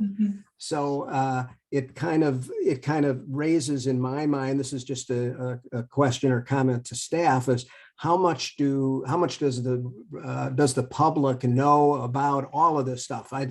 Some of the riders obviously follow it closely. There are some specific people who have been following this from the beginning, but I noticed one comment in the last couple of days that the information was not on Let's Talk, when Let's Talk is usually what the staff says, well, that's everything's on Let's Talk if you want to follow this stuff. So that's just a rhetorical sort of question, but you've answered my questions about the roundabout. I'm an agnostic on it. I assume that anything that the consultants and staff have seen or learned or know, including stuff this week and what you got from somewhere else, it's still your recommendation that a roundabout is a good thing from a safety point of view. Mm-hmm. And if that's not true, then we need to know it, or if you've cooled on that. But I take it that's still an important feature for safety purposes in your view. Yeah, no, I think we were excited about it right from the beginning, and when we went through the different alternatives. So that and Corinne, I think that's still, as a consultant, our recommendation would be to do that. And that's the seems to be the most helpful way to improve this intersection. I can't think of the right word right now, but yeah. And to the comment from the gentleman that you spoke to out in the park about blowing right through, that's kind of the reasoning behind the size of that center circle. There was some questioning about how, the outside radius had gotten a bit larger. And that is to actually force a diversion. So the smaller that gets, the more you could actually pick a line and go straight through versus, if you think about any of the vehicle roundabouts, sometimes they'll even have like a forced, you go out, you go in, then you go back to get that chicane and get you slowed down so that somebody can't just come flying in at 40 miles an hour. And so that's kind of the reasoning behind the size of that, is to get people to go around and kind of cut off that straight line path through the center. So I've got one final question that's just about the nomenclature. When you consultants use the term outside radius, do you mean from the outside circumference of the roundabout to where the next bushes or something is, or what does that mean? Or is it just the circumference? To the edge of the pavement. The outside so we're edge of the referring to the pavement for the whole entire, the whole entire roundabout, including the planted area, the trail on either side. The outside radius would be the extent of the roundabout area. So to the edge of the pavement. Oh, so it's really the circumference of the whole or the diameter, yeah. The diameter, exactly. yeah. Oh, So- okay. All right. Yeah, So yeah. okay. So that. Okay, thank you very much. That's not how I was viewing it, but I don't know. Oh, okay. I'm sorry. I don't know the right terminology. Thank you. Might have explained that better, but sorry about That's that. okay. Peter, it looks like you still had some questions. Yes, thank you. First, I would support Commissioner Westberg's comment earlier about the short paved path from the parking lot into the roundabout, of whether that should still stay or not. But I just say I'll support it, revisiting that. Second question, regarding the thermoplastic versus paint. In terms of, I get the cost differential, return on investment idea with longer life, et cetera. Is it significant? I mean, we talking $10,000 or $20,000 difference, or 2,000? I mean, no. Probably in between the 5,000 and 10,000 range, or if okay. that. I think even less than that. I think it's even Okay, less than that. okay. Yeah. I think well, yeah, because my point was, and I think because of the differential isn't that significant, it doesn't, it's kind of moot. But my thought was, well, we're putting all this stuff in and we don't really have what I'll call really hard evidence whether it's going to work or not. And you don't want to, in my opinion at least, you wouldn't want to pay kind of top dollar for something that's going to last a long time and then find out it doesn't work and then have to rip it all out and do something else, 2 years down the road. But given the cost differential, that comment is probably moot. The last one in this round is, help me out in terms of the kind of the gathering at the bathroom area and so forth. Based on the design changes that are being proposed, how does so if I'm a cyclist either coming up kind of up the hill from the east or coming down the hill from the west side, and or pedestrians coming off of the parking lot or on the trail or the ball field, how do the proposed design changes in that area really reduce the kind of or improve the safety aspect in terms of getting kind of people off of the trail and so forth? Looking at the diagrams, I was trying to visualize that and I was having a hard time. Liz, do you mind bringing that back up and I can kind of talk through it a little bit? Yes. And then while you're doing that, I'm going to bring up the existing on Google Street View here. So is this what this one? Yeah, exactly. So I don't think I have the ability to point, do I? I'll try and point if you can see it. Okay. So let's just start, I guess, coming from the right-hand side of the restroom here. So from the east side, those people are coming up a hill. So speed coming into the restroom from that direction is less of a concern than in the existing condition. You can see in the lower, well, you might know from just having been out there, the existing condition is a smooth ribbon of asphalt that just flows right past the restroom. And we're trying to get away from that because it kind of, that single ribbon of asphalt assumes that people are traveling in that linear east-west direction, right? But in fact, you might have people coming from the ball fields across the restroom or from the restroom across. So the first thing that we wanted to do was take away that feeling of, I know exactly what's going to happen and it's only going to be back and forth in this direction. So we also shifted the trail approach slightly to the, let's see, would that be north and east, so that coming into there, you actually make a conscious left turn as opposed to it being a smooth arc. So again, just having people feel like I'm entering this space, I'm turning left to stay on the trail, not like my path just continues straight through and off I go. So those are the kind of two elements coming from that side. And then, you know, beyond that, consolidating where people might be crossing or entering the trail. So, you know, creating 2 mixing zones as opposed to where there was previously 3 with the dugout, then the parking lot, then the restroom, and the funneling with the fencing to those locations. So again, it just adds that level of predictability. And then I think this was brought up during, I think, the public open house, and then also maybe previous council meeting. You know, the speed control coming from the west is really happening at the roundabout. So that's where we want to get people slowed down. And then it's, I think, relatively flat to maybe slightly uphill coming through exactly right there from the west. So for those people, again, you know, using those pavement changes and maybe some placemaking element, pavement markings, things like that, to just alert people that this is a different space, to know what to expect. And then kind of the reverse of the approach from the east side is when you're coming through, you're making a right-hand turn to continue onto the trail, as opposed to the trail just letting you swoop right through, if that makes sense. Yes, thank you. So just one quick follow-up. So for individuals, pedestrians or bicyclists that want to either use the restroom facilities and or just kind of gather there for a drink of water, I see that quite a bit, and so forth. Do any of the design changes kind of move them kind of farther away from the through traffic, if you will?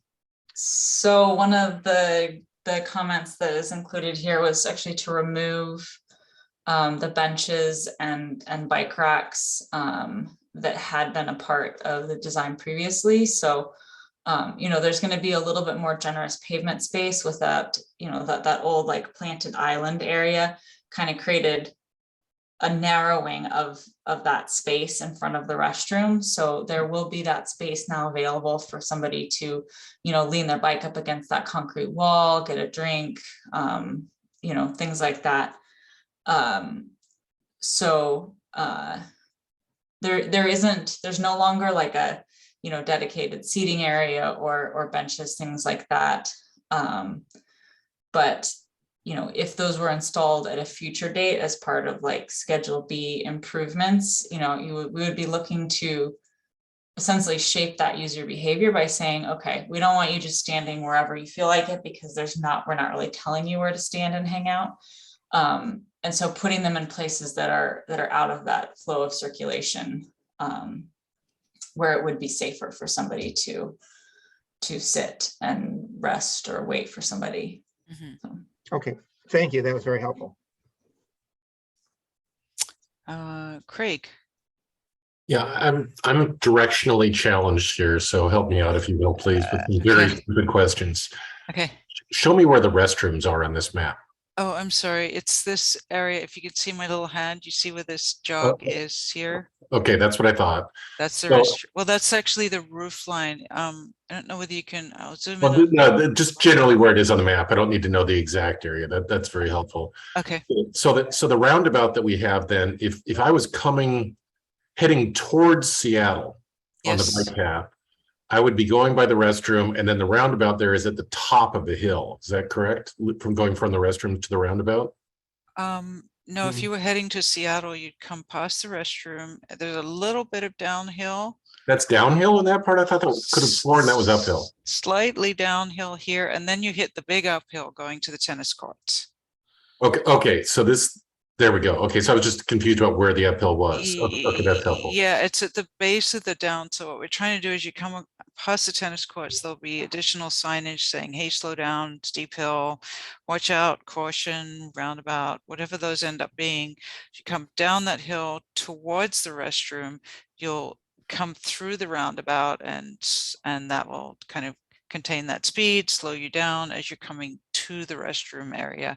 And then if you're coming west towards Seattle, you come through this mixing zone area, and you should be riding fairly slowly, at least that's the idea, coming across these colored stripe areas through. And again, you'll hit that roundabout area, which, you know, both directions you'll be given that caution, watch out, so that the traffic through there, you know, you start learning that there's something that you need to slow down for, and hopefully look out for pedestrians coming either up from the parking lot or from the downtown area as well.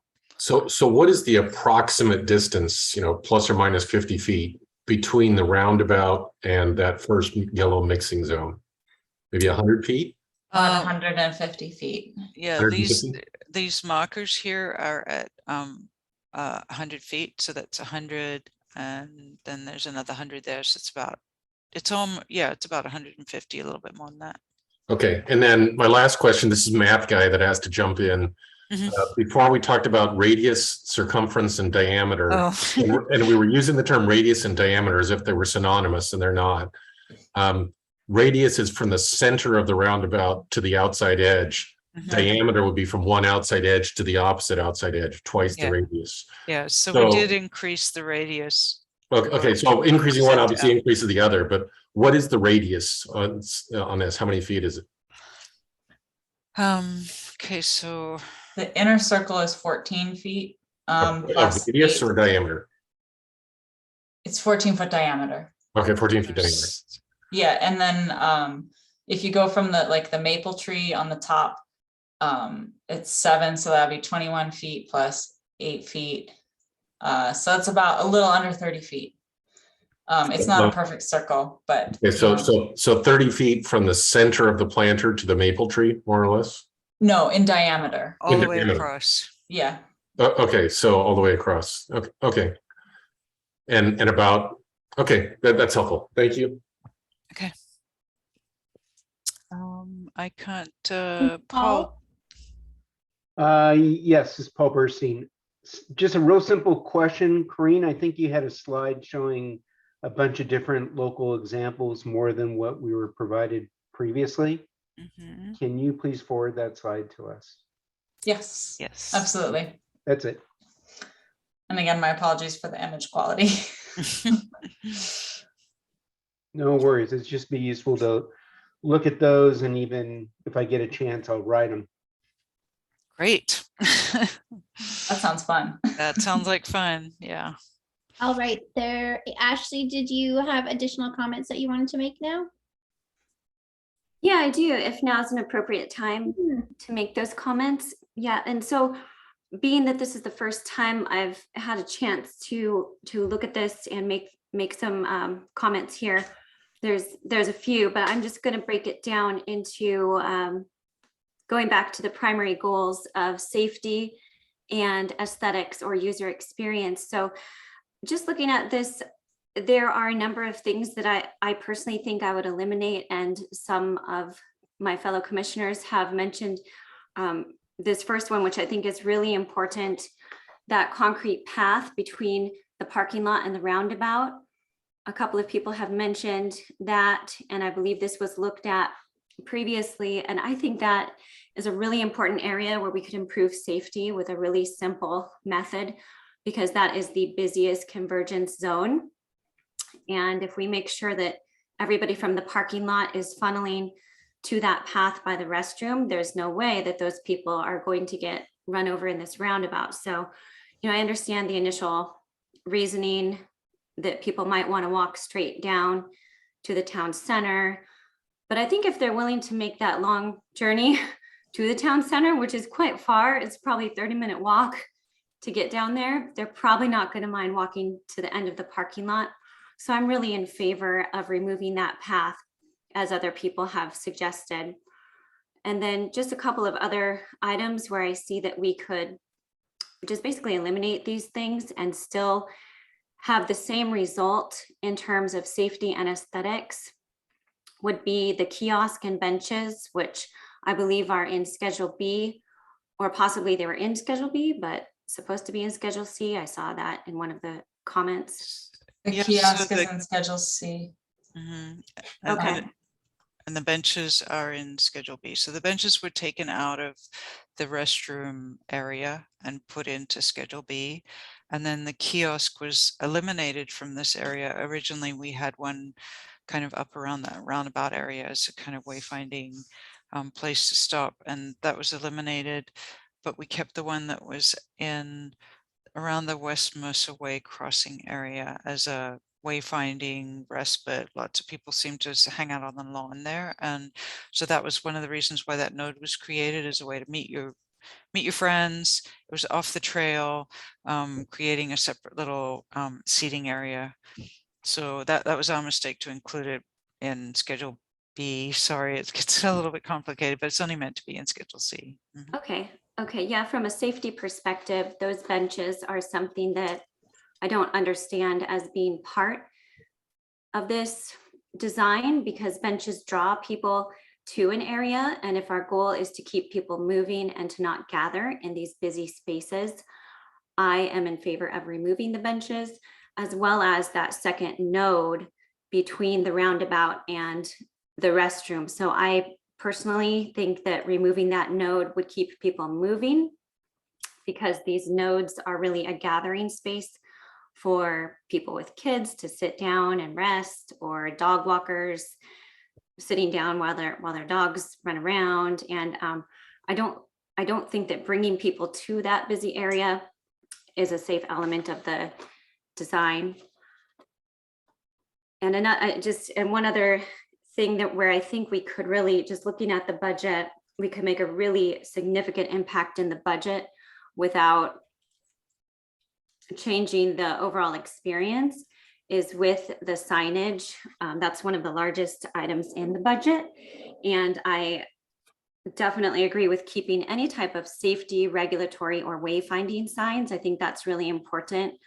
But we're also hearing about fun signage, decorative color treatments, thermoplastic bars, different types of decorative treatments. And I think a lot of people believe that our parks are just really beautiful the way they are, and they don't need to see a lot of color treatments or decorative art and designs. So that would be something that I think we could make a big impact on the budget. You know, I think we have about $58,000 worth of signage, decorative color treatment, and color surface pavement treatment, which is about 20% of the budget. And That doesn't sound, are you combining Schedule A and B just for clarification?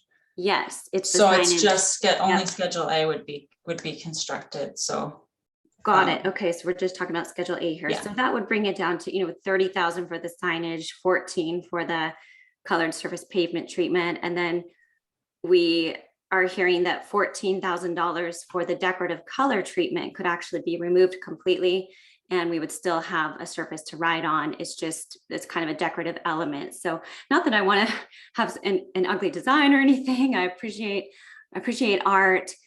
I personally think that our parks are really beautiful and natural as they are, and that we don't need to add a lot of extra color or bars or designs or shapes. Although some of these things might actually slow bikers down, because it's almost blinding, the amount of color coming at you. So I know those are details that get decided later, and we don't have those specific designs at this point. But in terms of the budget, I think that's an area where we could cut back and still have a safe and enjoyable experience. Thank you. Commissioner Markson. You're on mute, sir. I think she just has a little bit of a lag time. That's all. You have to wait for it to come through. No, actually we can't. Sorry. Now you're on mute. Okay, go.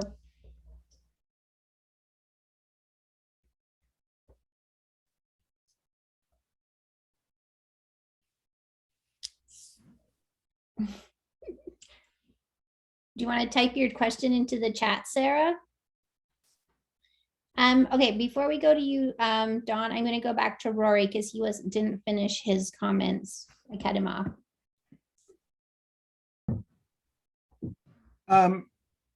Well, my last comment was going to be, I actually did jump on my bike and ride over to the to the Factoria, the new trail there.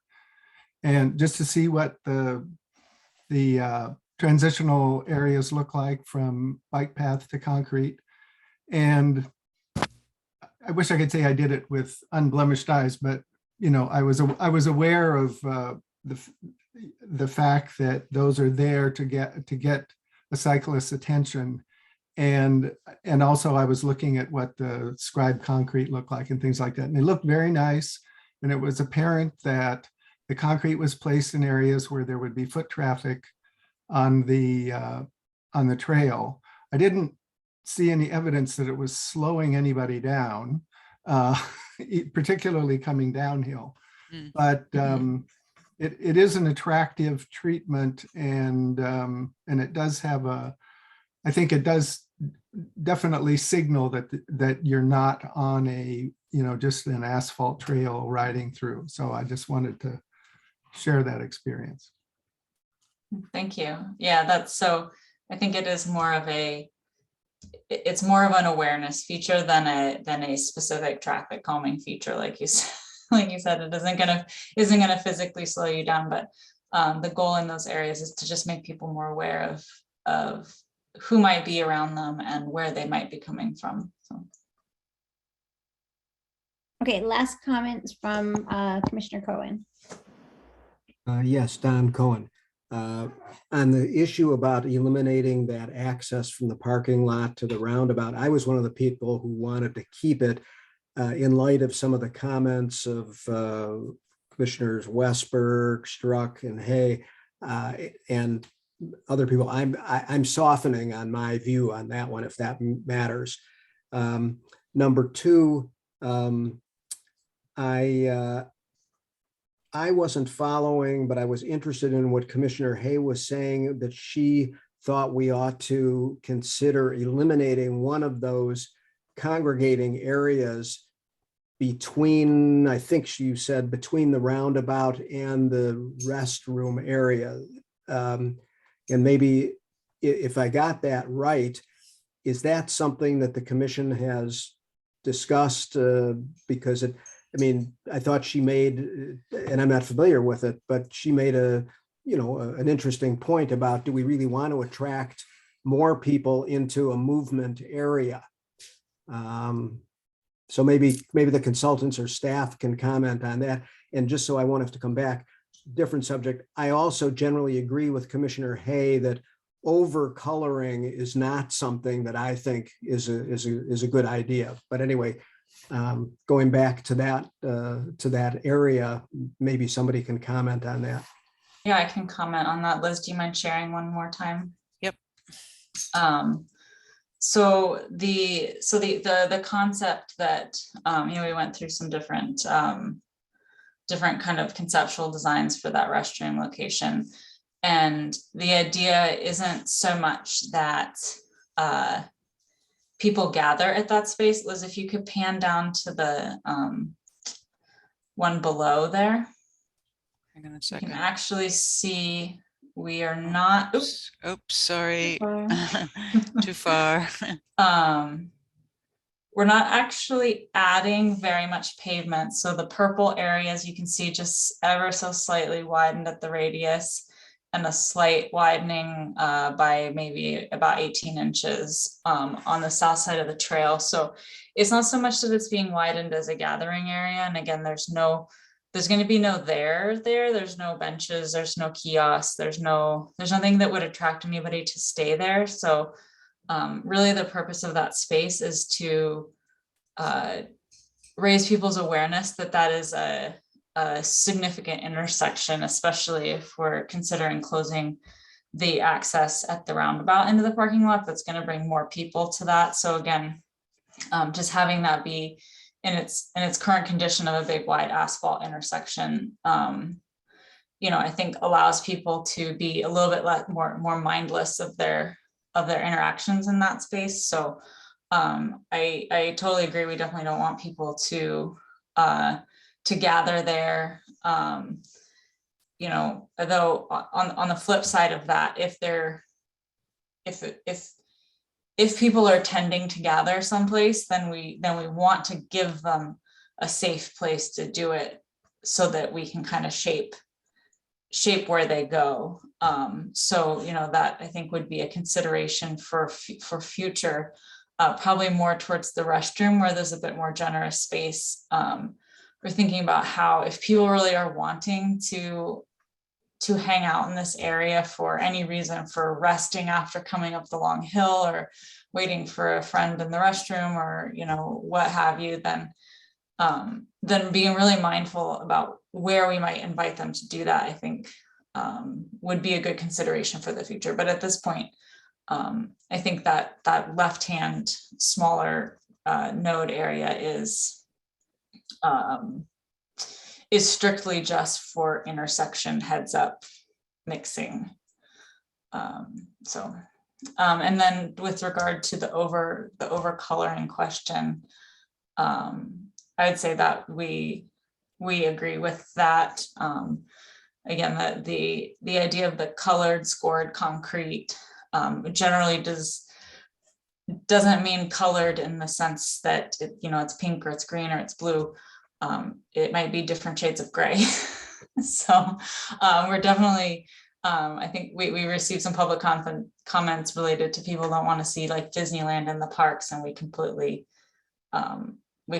agree with that sentiment. So, but again, those decorative thermoplastic bars are a placemaking element, and if it's decided that that's not how we want to go with that, then I don't think that that's not contributing to traffic calming or contributing to safer user interactions. It's a placemaking element. So, right, Paul West. Yeah, Paul West here. I want to have a question and a comment. I want to just put in mind that if that spur trail to the parking lot from the roundabout goes away, we have about 30 parking spaces in the parking lot that are spread out for over quite a long distance. And it's hard for me to imagine that everybody's going to channelize to that one path. I just don't see that happening. And I don't know exactly where they will cut through, but they will cut through. I can guarantee you that, being in the parks. And they will actually push down fences if they want to get through. So I think if we don't have that spur path, we need to have some other way that the area is accessed, because the desire line is not to town center. The desire line is to the other dugout. That's half the people in the parking lot are home team and half the people are visitors, and they're going to either dugout. So that has to be dealt with.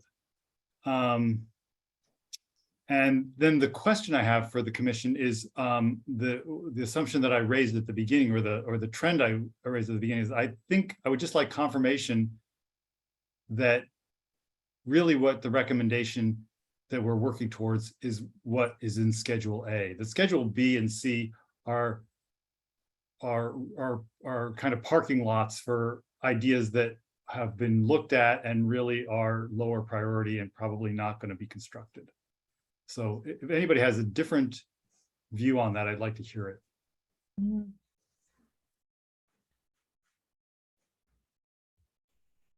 Yeah, I think that's a good reminder about the about that spur. As I feel like we did talk about that before, and we did talk about why we wanted to keep it in.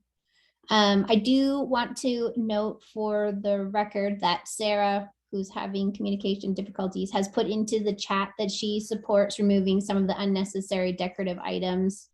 And also she supports the thermoplastic bars if they're needed for safety or required, but if not, then supports them being removed. So I'm going to stop the comments now. I feel like overall we've had a good discussion about this. I feel good about where the 30% design is going. And again, a reminder, it's a 30% design, so it's still developing. So could we kind of do like a thumbs up, thumbs down, thumbs middle, how everybody feels about where it's going, and move on with this? So does everybody agree that they think that it's going in the right direction and to continue? So I've got 4 thumbs, 5 thumbs. Ashley's giving it a sideways. Peter, how do you feel? Okay, so we've got 6 thumbs for moving forward with the 30% design. Paul, do you need anything else from us? So we will refine the design a little bit further, and then come back at the September meeting with what we hope is the commission's desire. Is that your direction? Yeah, yes, please. Okay, yes, I think we're good then.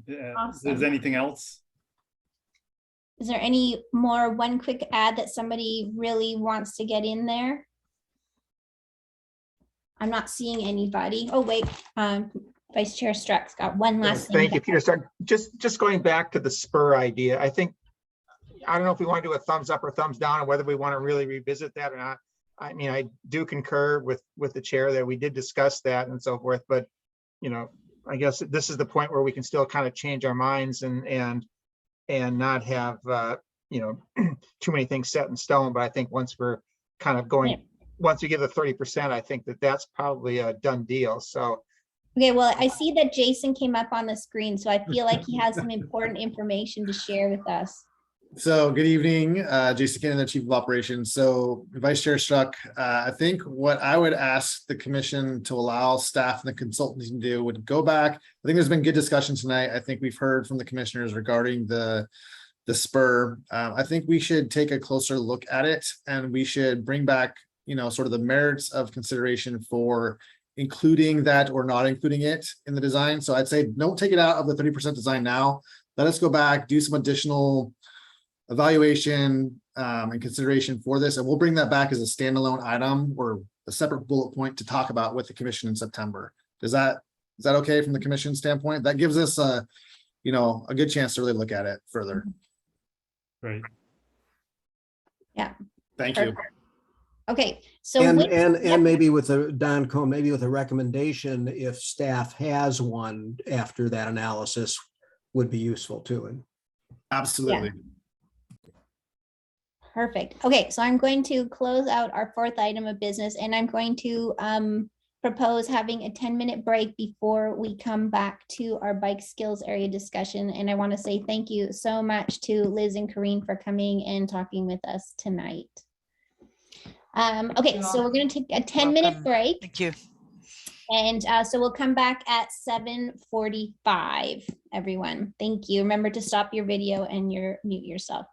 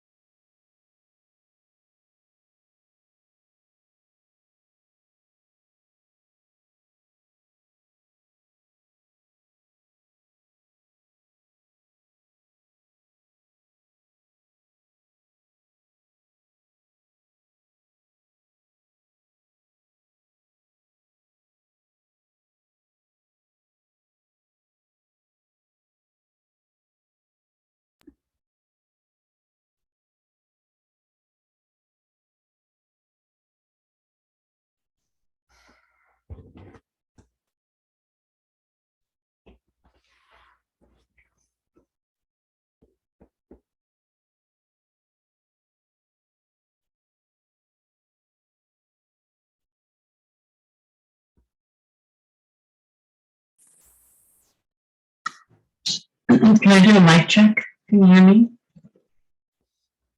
I can hear you. Great. Thank you. Yes.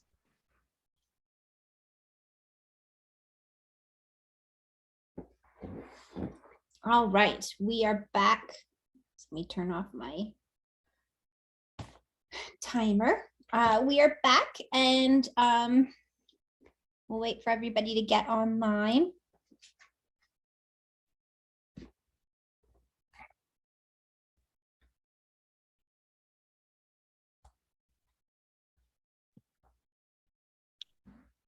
Chair McCarthy, I'm here, but just having my camera off so you don't have to watch me eat dinner. Thank you for the update. All right, we're just waiting on Vice Chair Struck. There he is. All right, we're back. And for our fifth item is the bike skills area discussion. And we're going to welcome Jason Kintner, Chief of Operations, and Elaine Summergren, Deputy Public Works Director. Good evening. I'll be very, very brief because the bulk of the work that's taken place since the last commission meeting was actually done by the subcommittee. Just a reminder to the commission, the bike skills area, we are planning to take an appropriation request to the city council at the July 19th meeting. So just under 2 weeks from now. That will include the recommendation that came from the commission a couple meetings ago to temporarily reopen the facility up Upper Luther Burbank Park. So tonight is to continue the discussion regarding the bike skills area and the potential new location for a long-term facility and the outcome of the subcommittee's work that has taken place over the last month. So that's it from a staff report at this point in time. We're here to help answer any questions along the way. Nevertheless, we will have an appropriation request in front of the council on the 19th, and any additional recommendations that come tonight will be included in that agenda bill as well. So with that, I'll turn it back to you, Chair McCarthy. All right, thank you for that. Commissioner Burstein. Well, I'd like to just go ahead and make a motion. I motion that the city staff request the funding from the city council for a bike skills area 30% design project to be located at Island Crest Park, adjacent to Dean's Children's Play Area, and for the installation to be completed as soon as reasonable, and in the interim to reopen Upper Luther Burbank as a temporary bike skills area. All right, we have a motion on the floor. Does anybody want to discuss?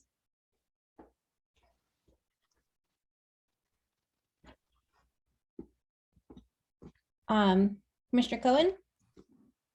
If there's a second, I'd like to discuss it. I don't want to make a second though. Yeah, okay. Well, do we have a second then, first of all? Vice Chair Struck, I will second the motion for discussion. Okay.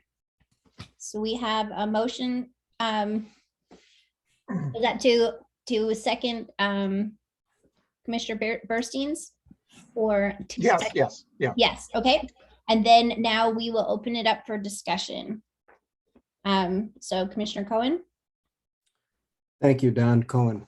I have a lot of thoughts on this, and I've struggled with this, and I tried to organize my thoughts. I understand why Dean's Children's Park might be attractive as a BSA area. But I also think that the risks that it entails fundamentally change the nature of the experience in Island Crest Park. And this is why, and I know that bikes can be used in the trail system now. But first of all, and I'm taking this from information from that Brian Shires provided and other sources, we've got potential drainage impacts. I don't know if those have been evaluated at all yet. I know I've heard before from staff that, well, that's something that we would look at later on. The bike skills submission says that organic soils would have to be changed to clay. Right. As a resident, I'd be limited in what I could do about that because it's changing the the permeability of it. They also, the BSA people or the mountain bike people also say that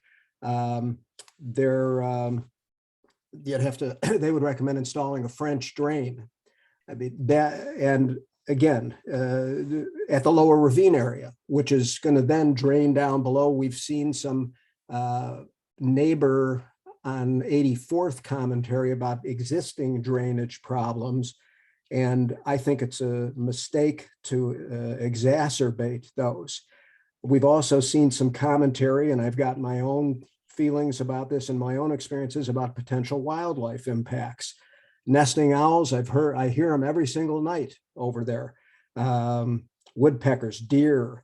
I don't know whether any of that has been evaluated in any meaningful way. We've seen some information about potential noise impacts, songbird sort of things, and sort of a cumulative impact thing. And I realized that area is not the middle of the Alpine Lakes wilderness, but it changes the experience.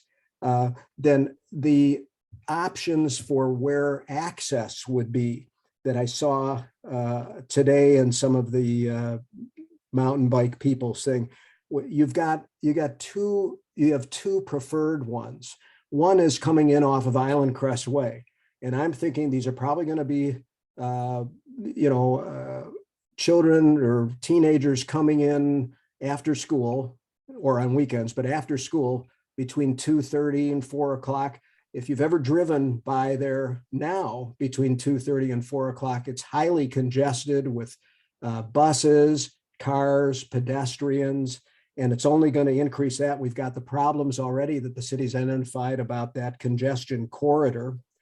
The other suggestion, in fact, now their preferred suggestion is access through the Island Crest Park trails, their wording from neighborhoods. So we're talking about people, encouraging people who have a target of the proposed bike skills area coming in from 84th Avenue or Lansdowne Lane to the north of Island Crest Park, and the amount of increase in the traffic.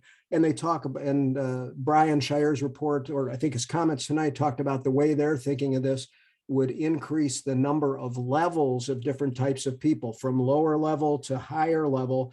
So we may not just be talking about 5 people a day or whatever the information was before. We may be talking about a much more intrusive number of people. Brian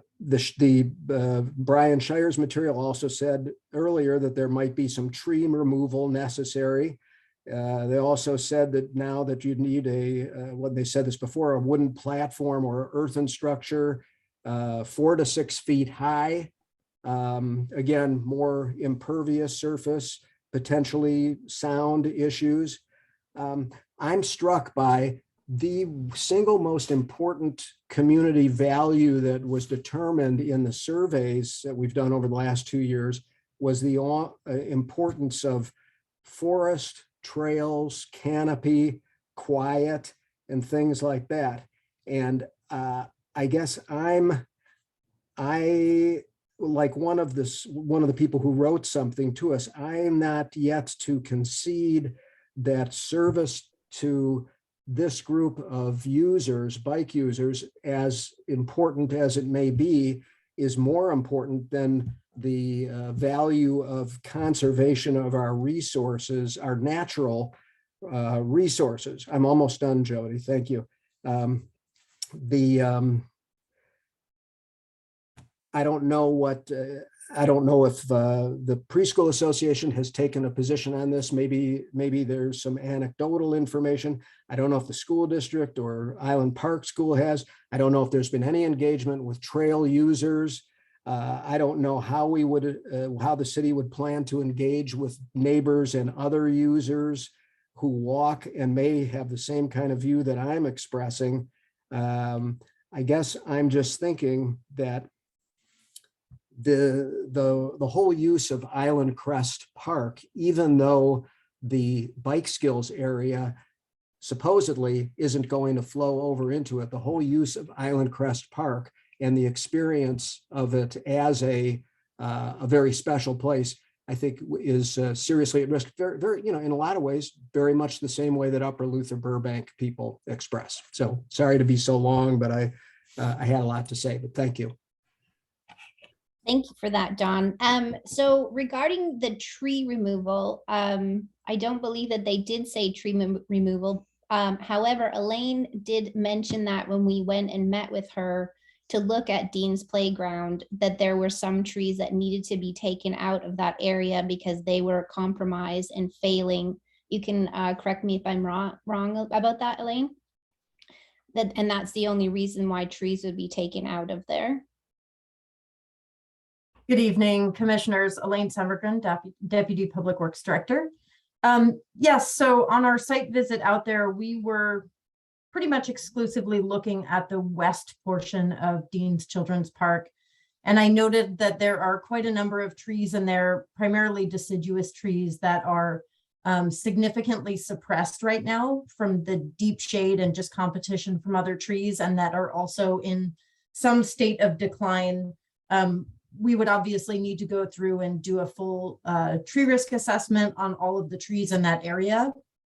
But one of the portions of any design would be to also have a full tree survey and a topographic survey so that we could get information about all the species that are out there and the size of those trees so that we could, you know, really have an idea what we're working with. But really, you know, as I said on those site visits, the first step would be to go through and do a tree risk assessment about trees that just need to come down right now because they're already experiencing some decline. I also mentioned during those site visits that we would really prioritize, you know, preservation of any conifers in that area. Thank you for that. I think Jody Downcoat, I think I was thinking of maybe the earlier version from the mountain bikes people that we received from Brian Shires a couple of days ago said some tree removal would be required. The one that the one we received today was softer on that point. I agree with that. Yeah, the initial thing that was shared was just strictly a draft thing that was put together. It was not supposed to be considered an official statement by them. It was simply a suggestion. In response to some of Dawn's points, I just would like to say, and Raven, I would like this to be on the record, please, that Mercer Island has a serious service gap in our Parks and Recreation programs for teens on our island, and it really needs to be addressed. Once kids get to be 12, there's almost nothing for them to do on the island. The skate park, which also needs a lot of work and should be rehabilitated, and this bike area are the two only things that are available for teens to do on this island that are not organized sports where it's scheduled all of the time. And for mental health and for physical health, it's so important for these kids to be able to get outside and be in nature and be able to be creative in a safe spot. Yes, 100%, we love our parks, we love the trails and things like that. We still need to have opportunities available for all residents on Mercer Island. The area that we're looking at in Dean's Park is right beside Island Crest Park School. It's beside a preschool, it's beside tennis courts, it's beside ball fields. So the added, in my opinion, the added noise and extra children is not going to overwhelm that area with in that way. So I do feel like, we need somewhere for these kids to go. If we don't feel like Luther Burbank should be doing that for the kids anymore, then we need to find a new place. We worked really hard on the subcommittee, and we talked a lot and went through a lot of discussion about the different parks and looked at different areas and, you know, physically went out and looked at different parks to see about it. You know, finding an area that would work the best. This is the, you know, the best of what we have at this time for these kids who deserve a place on the island to do their activity and to, you know, our whole thing, or one of our things about Parks and Recreation is to be inclusive of everybody. And I believe that this would be, and not only that, but putting it on this, in that spot would also encourage younger riders to get involved in that area as well, and introduce them to that sport. So I strongly feel that Dean's Park is a good spot for it. Commissioner Westberg. Thank you. It would be helpful for me just to hear briefly from the members of the committee that did the site review. I know we have a copy of your matrix and analysis, but you were also going out on site, looking at, I guess, the final 8 different areas, and kind of what your thoughts are as you tackled this question about, one, should we have an area like this? And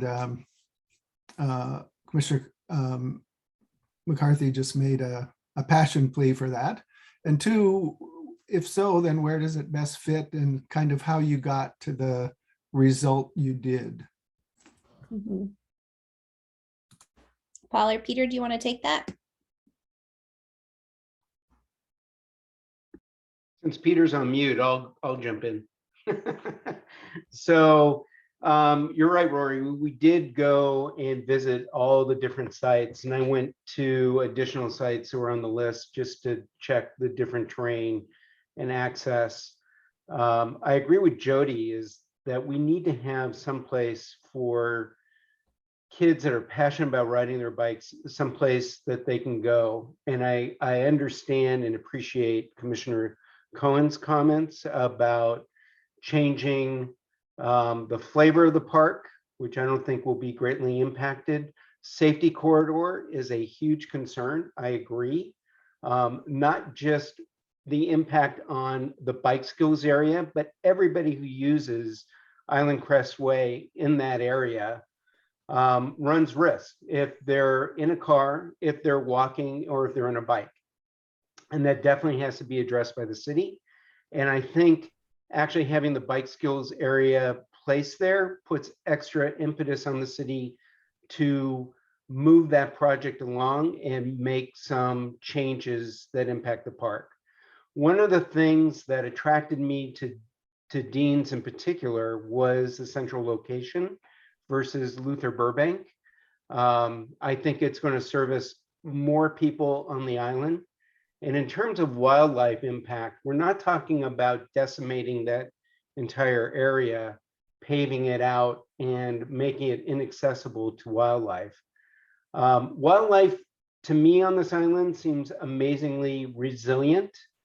I live near Pioneer Park and I see the nesting owls. In fact, we were almost harassed by 2 juveniles yesterday walking through, and we weren't the only ones walking through, and we were in close proximity to the owls. So obviously they can cohabitate. And again, we're not going to destroy the canopy there. The noise from the bikes and kids, I think, will be far enough removed. And the owls probably won't be present or visible during that time.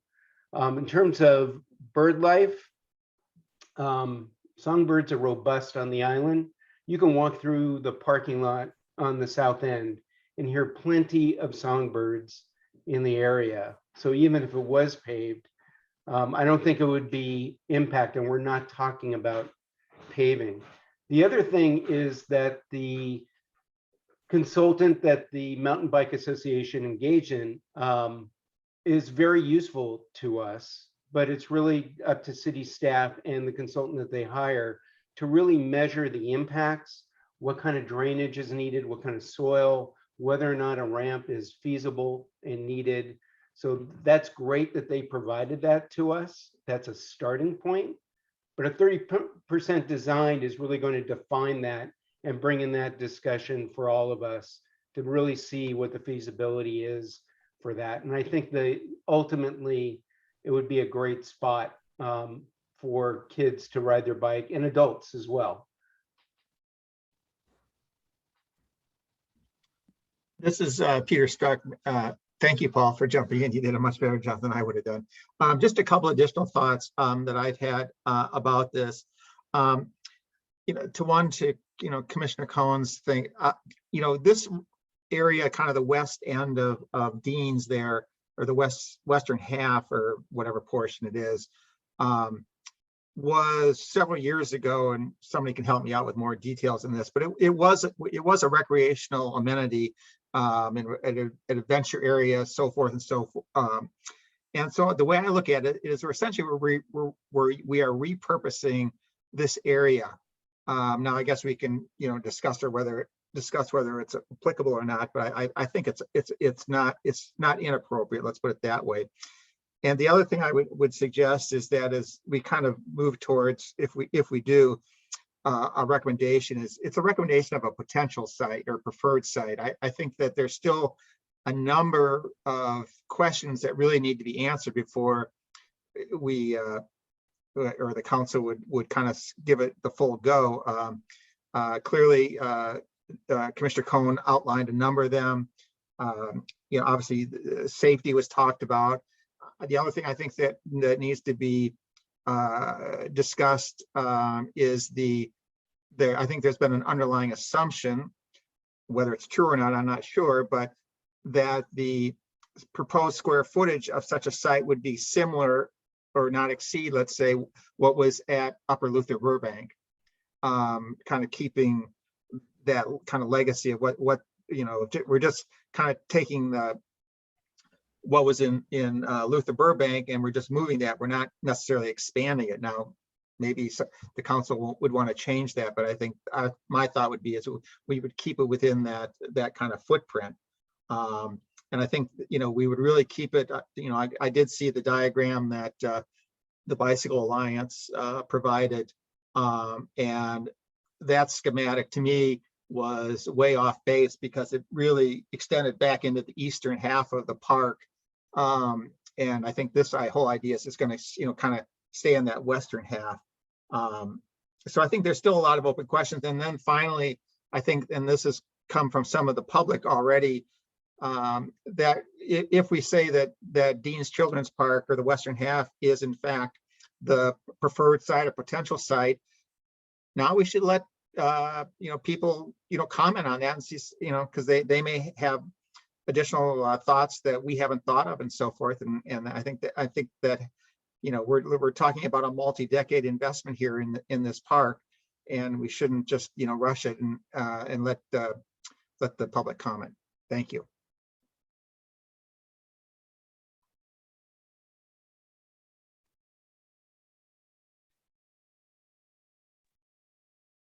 Jody, you're muted. Thank you. Circling back to what Rory was asking about the different parks. So of the 8 parks that we looked at, one of them was one of the waterfront, like street end parks. So not a best use for that park. And also it would take up basically the whole park. Another one was too small. Homestead, it would make it so we would have to take out either the basketball court or possibly a tennis court to make something work there. And that didn't seem like a good fit for it. By Gallagher Hill there, that one did not really have a lot of slope change and would be extremely narrow. The other park that that we came down with those 2 was by the West Mercer Way off ramp, and we did see about asking the city to reach out to WashDOT, because obviously that's WashDOT property, and they have never gotten back to us, and that doesn't bode very well for trying to build something and work with them in terms of getting something done in a timely manner, which this we would like to see done. Commissioner Hay. Thanks. I just wanted to say that I agree with these comments in support of this location. But I also think that Commissioner Cohen has some really good points here that should be considered, and that, again, we're in really early phases. So I think these things should be considered in the design when it comes to that. I think we all want to preserve the tree canopy and make sure that this is safe. I'm less concerned about the safety corridor and the mixing of all of the elementary kids, because they get out at 3:45 and the other schools get out at 2:50, 3 o'clock. So they're already going to arrive at the bike skills area by the time school gets out. Those are just details, but I think those things are really important, and we need to consider these things that have already come up when the design is considered, and keep asking the community, what else do we need to consider here? And that would be an element of the design, I think, but I don't think we can delay at this point in making a decision, because there really are no other options for a location, as we've heard over the past months. This has been looked at, and every site has been considered, and I think this is a fantastic location. I also wanted to note that we go to this park a lot, and we see bikes riding through there, and they're riding through the playground, and these kids need a space to play. These teens are not wanting to play at the play. They're too big for the playground, but they play at the playground because there's nothing else for them to do. So they're coming through the playground, and I love the idea of delineating the space, and we've got a space for the bikes, and we've got a space for the younger kids. And I think that's an improvement to that area. So I support this. And I think we need to continue asking the community what else we need to consider as this is designed. Perfect. Thank you. Commissioner Markson.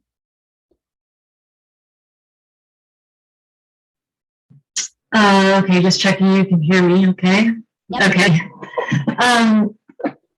This may sound a little repetitive. I did go walk the two finalist sites over the weekend, and I really wanted to like the 24th Street site, because it seems like potentially less contentious to put something near a big structure that doesn't have much around it. But when you see how close those houses are around that site,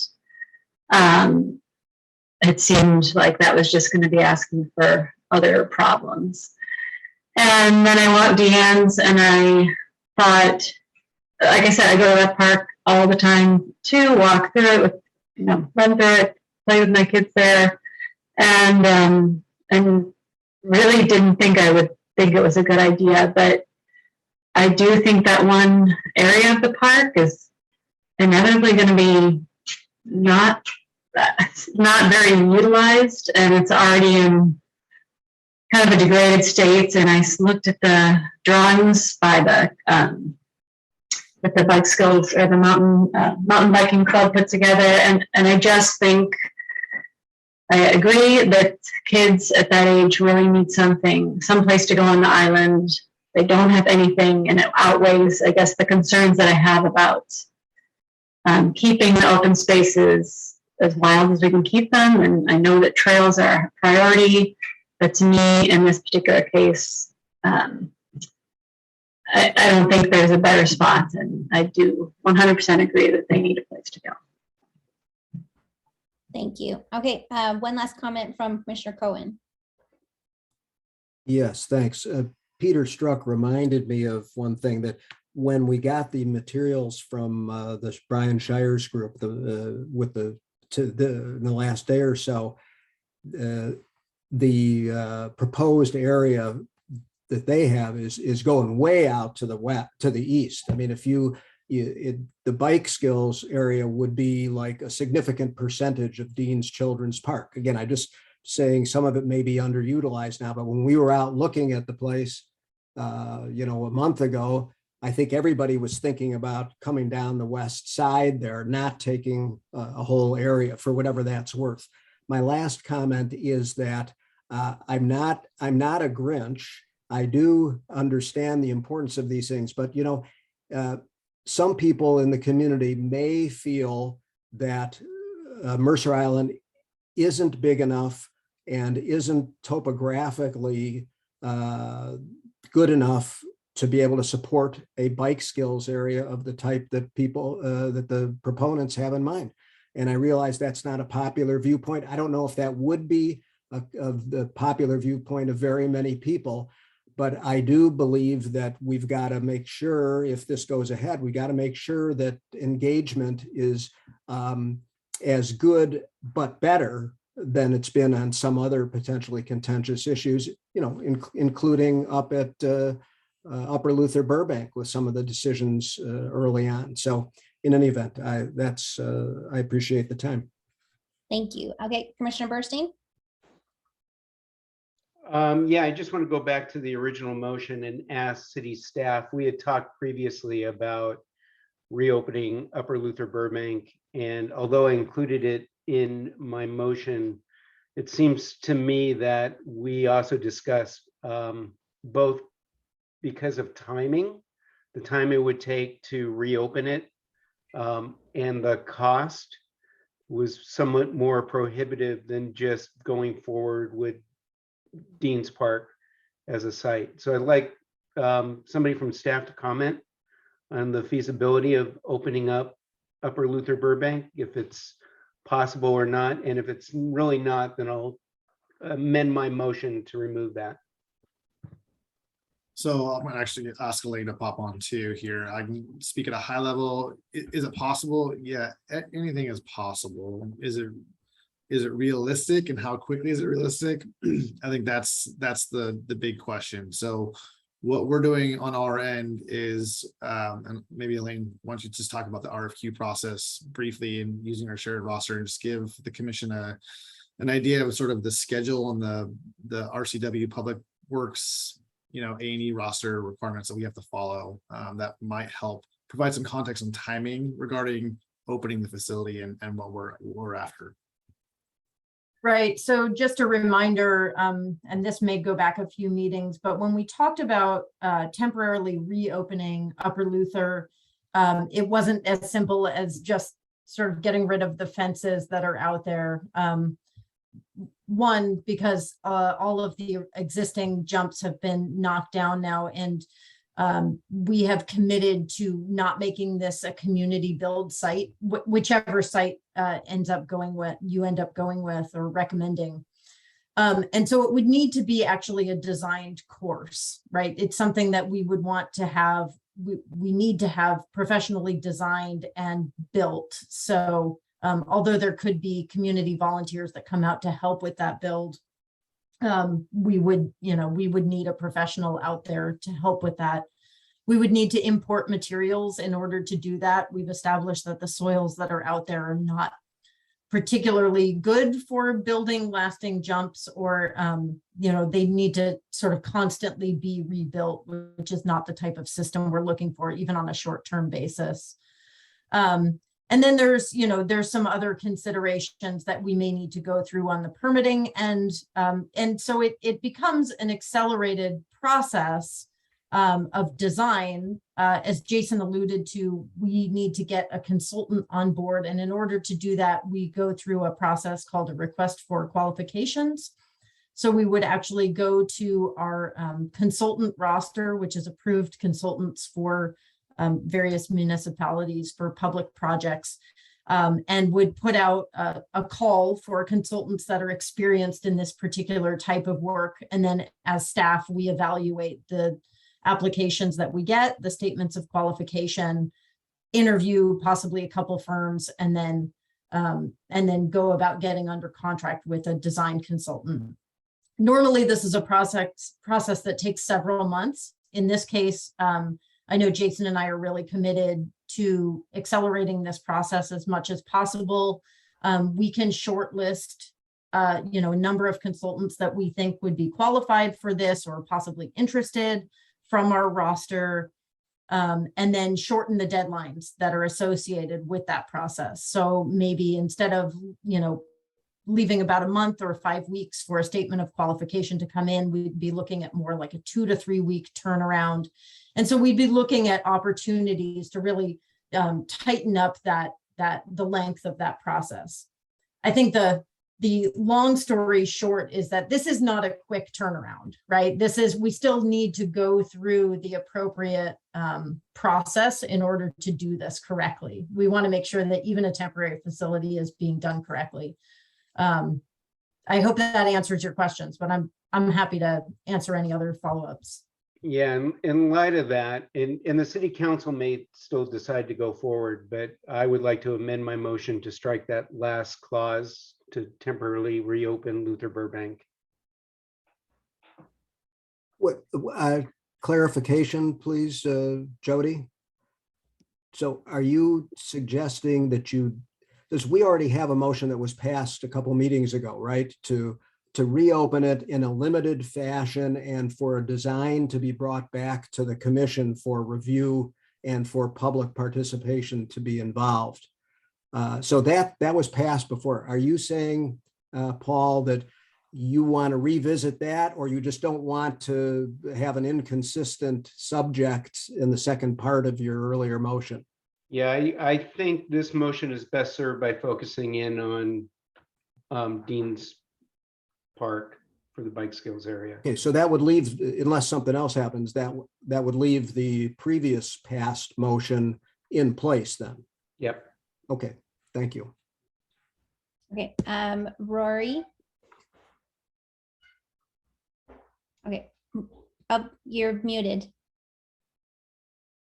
I said, I hate to throw a monkey wrench into the works, but given all of the clarifications that Elaine has provided, I do think we should reconsider that prior motion. To me, spending up to $75,000, having to go through the whole acquisition process, introducing material that would have to be removed later. I mean, if you were going to bring in clay soils to create jumps that won't erode with the rain and everything else, that's going to have to be taken out. The site's going to have to be restored again. I agree. So let's. It doesn't make sense. So let's. Paul is taking it out of this motion. So this motion now, Paul, can you reread the motion without that, and then we'll readdress, because we have to take that one out. And Well, I had a suggestion for Paul too. Okay. A second point. The second point with regard to your motion, Paul, if we take out the reference to reopening lower Upper Luther, we can do that we can revisit that on another motion. But with regard to your motion, I had real concerns about the schematic that I saw as well from the bike group that basically had the entrance to the bike skills area coming off of Island Crest Way and taking over the whole north end of the park and cutting off access from the school into the children's play area. So what I would suggest is, if you're willing, is modifying the motion to say Dean's Children's Park in the area that was previously impacted by the adventure playground. Is that the right terminology, Jason? I'm not. But the area that essentially is to the west of the existing children's park and playground area. Okay, so which would force the entry to come in around the tennis courts. Yeah, I just want to reiterate that we're not asking the council to accept a design based on the Mountain Club Association consultants diagram and proposal. Well, no, I understand that, but this language would make clear the area that we're looking at and actually considering. Okay, so I've got it. And that is the area heavily impacted previously by the adventure playground activity. I don't know, Jason, do you have a better way to describe that? I think if you specify the area that was, like, I think as you did, if you just specify as the area that was previously used as the adventure playground area, that's a very specific location within that park that we are constrained to. So I think that works. Okay, Sarah, and then quickly something from Peter, and then we'll finish the approving or voting, sorry, on the motion. I have two concerns that I'm not exactly sure how to address with what I just heard, but I understand not wanting to spend $75,000, and I'm not sure if I heard like an estimated total amount of time, but let's say a year to get from start to finish for a temporary park. But I am concerned that this is at such an idea phase that it could be, and we're talking about now the total, total design and an extensive comment period, which I don't know exactly how long that would take, but 2 years at least. I don't know. That's maybe something Elaine can comment on. And I guess I'm a little concerned that neither would end up happening. And, or would just get delayed or, anyway, so I don't know if there's a way to assure that one of these two things happens and not motion. But that would be one request. Sorry, Elaine, are you gonna talk about timing at all of the second? Yeah. Did you want to chime in, Elaine? I'm not sure I have anything very concrete to say about that, except to say that if the recommendation is that the temporary facility also be worked on concurrently with a long-term facility, we would be looking at the same consultant to do that work, but their priority at first would clearly be on the Luther site and really getting that going. And then possibly on the long-term site, starting to work on what the community engagement looks like, and starting to get that process going. There are other things, some sort of baseline work that needs to be done. Like I mentioned earlier, tree survey, a topographic survey, so that any design consultant really understands what they're working with and really delineating the area, identifying the restrictions and the restraints on a site. So I think there's a way for that to happen concurrently. I wouldn't say that I'm willing to really commit to a timeline exactly on either one, because there are a lot of variables in there. And Jason, you can pipe up if you want to, but I know we had looked at, as a goal, if we were talking about doing a temporary site at Upper Luther, looking at sometime, I think it was, we're shooting for maybe early next summer. So it's ambitious, but it would, that would be our goal. So then is to not let that just drag on and on and on. Yeah. So where would that put the Dean's Park stuff then? Like if we didn't do the Upper Luther Burbank and we just focused on doing the Dean's Park stuff, how could we make that happen quickly? Right. So I really think that the key to that one is really getting on top of the community engagement as early as possible, because that's truly the most time consuming portion of this. And really where a lot of thought needs to go in, as you've all discussed tonight, user groups that are impacted, public comment, public input on design from various phases. So I think that that's a really important thing to establish early on in the process. I think we were hopefully looking, Jason, at about something like 18 months, start to finish. But that, again, is a very aggressive timeline, considering the amount of public input that the commission would want on this, and rightfully so. Mm-hmm. Okay. So can I ask, well, I have the other concern, but is there a surrogate timeline of engagement to builds that we could go from, like with the playground, or that the city's done recently? If we were trying to use a train park, that would not be what we would. I know we don't want to use that. Yeah. Okay. All right. If I may, one of the pieces that I think we talked about last time from a staff perspective that we're working on is we have some other public engagement topics coming through the community's way. We have the Groveland and Clark Beach Shoreline Master Plan discussions. We have a Mercerdale Park Master Plan on the horizon.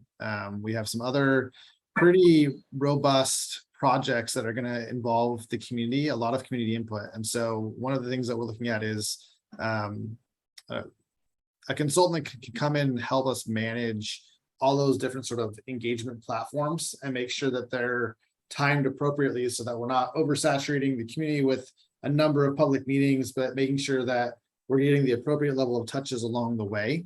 And so with the bike skills area process, if it goes down this path, which it sort of feels we're heading that direction and we're discussing it tonight, we would include that component as part of that consultant work to make sure that we're balancing it with the other park projects and community engagement platforms that'll be underway as well. So time-wise, yeah, I think it's TBD. That'd be part of the discussion and the scope of work that would take place with the consultant. Okay, thank you.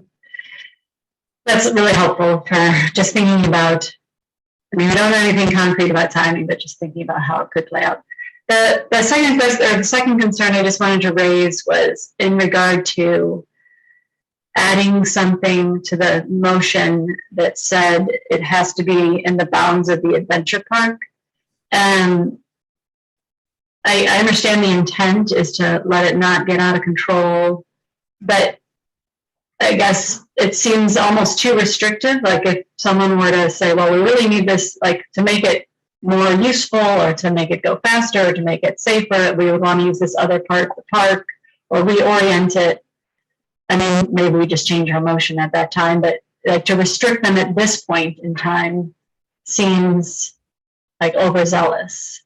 And maybe we can say that we want you to try to limit it to that, or we want the area to be of this like area, or we want to make sure that people can get from Island Park to the playground. You know, kids can get there safely. Like put other restrictions on it, but just to say it has to be in the bounds of this square, if it's that orange square that's on the map, seems a little too restricted at this point in time.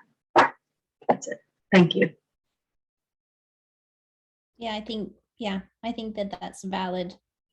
I was thinking that myself in terms of, you know, if it cut off the access to the playground, that there could be more than one gate that goes in, you know, one goes to the bike skills and one goes to the playground. Okay, Peter. Thank you, Peter Struck. I guess I would push back a little bit. I think it's real important to, at this point, to kind of set some expectations of what we're thinking. Obviously, you know, we can change our minds down the road, but I think initially we should kind of, you know, set expectations and leave it at that. But I think kind of to Paul's motion, I think that I look at kind of 4 conditions that we've talked about, and you know, whether they're parts of the motion or maybe Jason, they can just be in the staff memo that these are issues that we believe, you know, the commission has raised and we think are very important. But I think, as we've talked about, public engagement process is very critical. I think that, you know, and I really underscore as a potential site, you know, the many of the issues that Commissioner Cohn brought up regarding drainage, soils, wildlife impacts. I mean, Elaine spoke to those as well. But I think the projected footprint is critical, and safety. I just think that those, I call them conditions, should be either in the memo, or we can kind of craft a more extensive motion, although I'm not necessarily in favor of that. Mm-hmm. And then secondly, and maybe this is directed to Craig, Councilmember Reynolds, kind of this issue of the temporary versus the permanent sites, and should we have both or just the one and so forth? Is it, from your perspective, is it better for the commission to just say, hey, we've already got a motion on the one for the temporary, we hopefully we'll do something on a potential permanent site, and then let the council kind of review it and say, you know, we want to spend the money or not, or is it better to kind of, if we really feel strongly, to drop back and say we don't want the temporary one? Can I jump in here, Chair? Yes, thank you. A couple of thoughts here. One is just the caveat that my ability to read minds of others on the council is somewhat limited, obviously.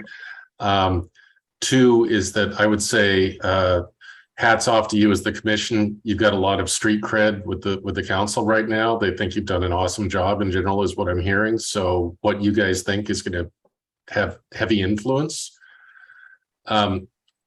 If I think about it myself, hearing what I've heard tonight, though, I think it will probably serve everybody's best interest to have two separate decisions. You know, you want to go ahead with Dean's, great, vote on that.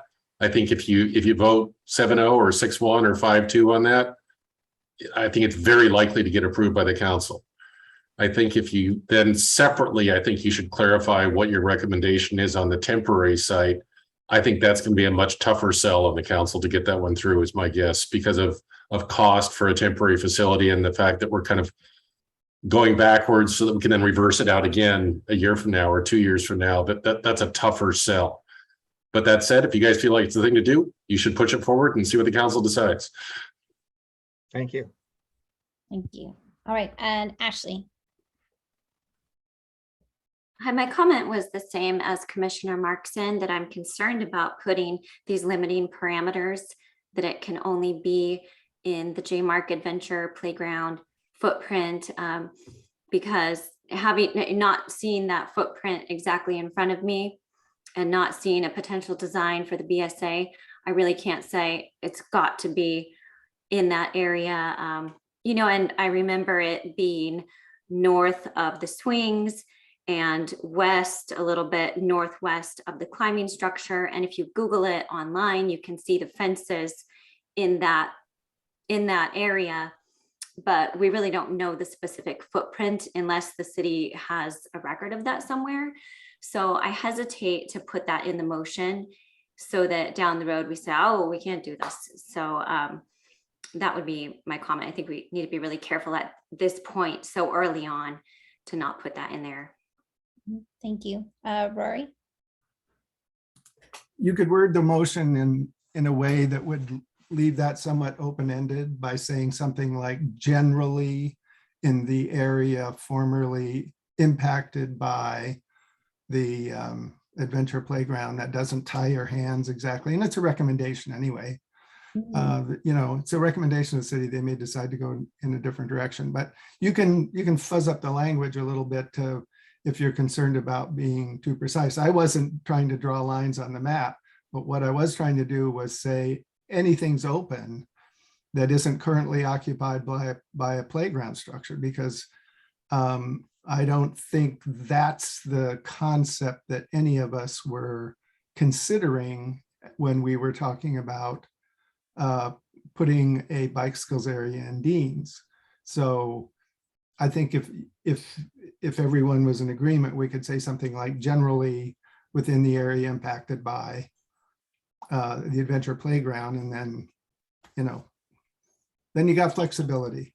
Yeah, I think that's great, particularly because I know that that playground is set to, you know, come to the end of its useful life in about 2, 3, 5 years. And so yeah, less than that, Ashley.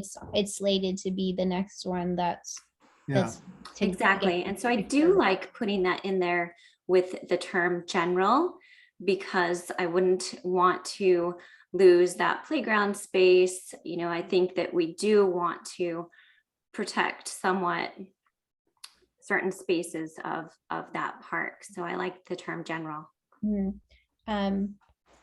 Councilmember Reynolds? Just two quick things. One, a comment that in my experience, you'll probably be best served not to tie the hands of a design team with a specific design or footprint, but rather to tell them what your goal or concern is and say, we're concerned about X. We know either access, you know, safe access from Highland Crest Way. We're worried that might not be possible. We're concerned about it being too close to the existing playground. You know, whatever your concern is, put that in the direction that you give to the designer, and then let them come up with the best solution for it would be my advice. But, you know, do what you want. The second thing is just a point of order that, Chair, I'm sure you're already on top of this, but I'm not sure where we are on the motion now that Paul has made, and I'm not sure what he knows it is. And I think it's been changed. Yes. And Peter probably, or Commissioner Struck probably has to accept the change to make it official. So I'd suggest to Yes. come back soon to clarify that. Yeah, I'm ready. going to be my Okay. next. All right, accept. Paul. Okay, I motion that the city staff request funding from the city council for a bike skills area 30% design project to be located at Island Crest Park in the general area previously identified as the Adventure Park. All right. Peter? That's fine. Okay, there's been a motion made and a second. City, can you call the roll? Did you Oh, get? wait, I have a couple, this is Don Cohn. I got a couple of clarifying questions. I'm not sure Adventure Park is the right terminology if you're, for one thing. And second, can you read that again for a second? Because I had another point that I didn't follow. Sure. Thank you. I motion that the city staff request funding from the city council. Oh, I know what it was. I know what it was.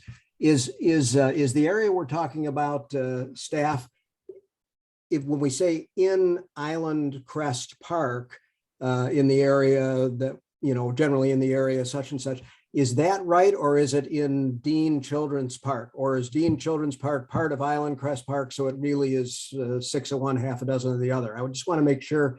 I'm not going to vote in favor of it anyway, but I think we need to be sure that what we're voting on is accurate. Accurate.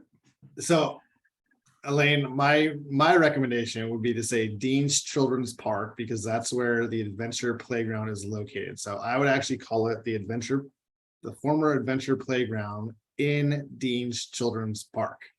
So Commissioner Bernstein, if you can update your motion to include that. I'm working. Raven, if you can capture all of this, you are a saint.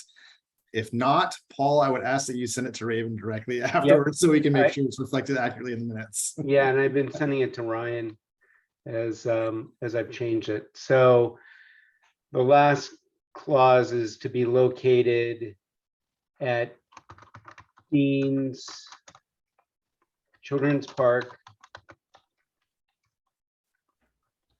in the general area previously identified as the Adventure Park. Playground, I think. Adventure Playground? Adventure Okay. Playground. Ashley got it. Perfect. Thank you. Okay, got it. And I'll send this to Raven and Ryan. Awesome. Okay. Let me repeat it one more time, just to make sure. I think we got Got it. it? Okay. Yeah. All right, Raven, can you call the roll, please? All right. Chair McCarthy, Aye. Vice Chair Struck, Sorry, Peter, we couldn't hear you. All right. Commissioner Cohen, I vote no. Commissioner Westberg, Aye. Commissioner Markson, Aye. Commissioner Bernstein, Aye. Commissioner Hay, Aye. All right, so the motion has passed. Now, do we want to revisit the temporary one, or do we want it to stand and just go to city council and let the chips fall where they may? I'm very torn about this. I want there to be a spot as quickly as possible, and I want the focus to, to be on the kids and getting this to them as quickly as possible. So, Commissioner Westberg, you're on mute. I move that we rescind our previous recommendation to city council to establish an interim bike skills area in Upper Luther Burbank Park pending identification of an alternative site. So you mean a permanent alternative site? Is that what you mean? Yes, yeah. Okay. Okay, do we have a second?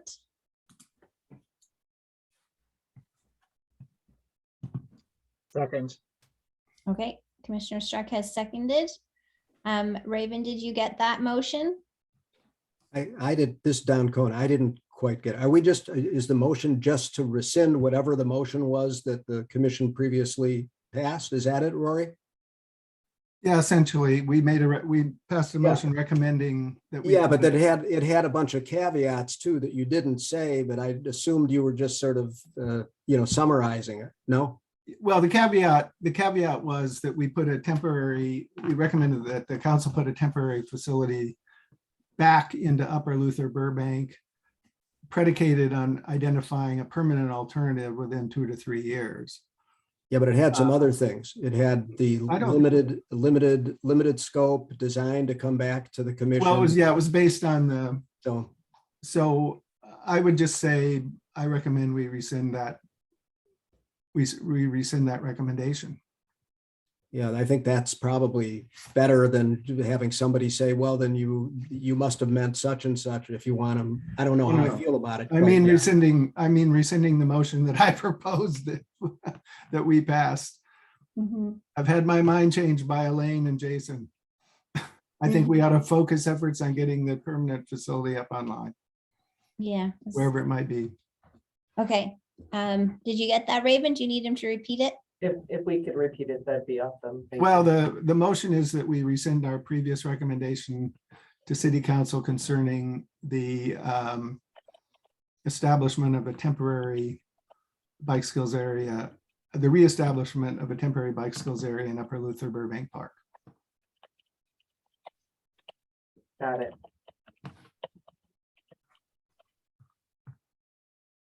Ashley?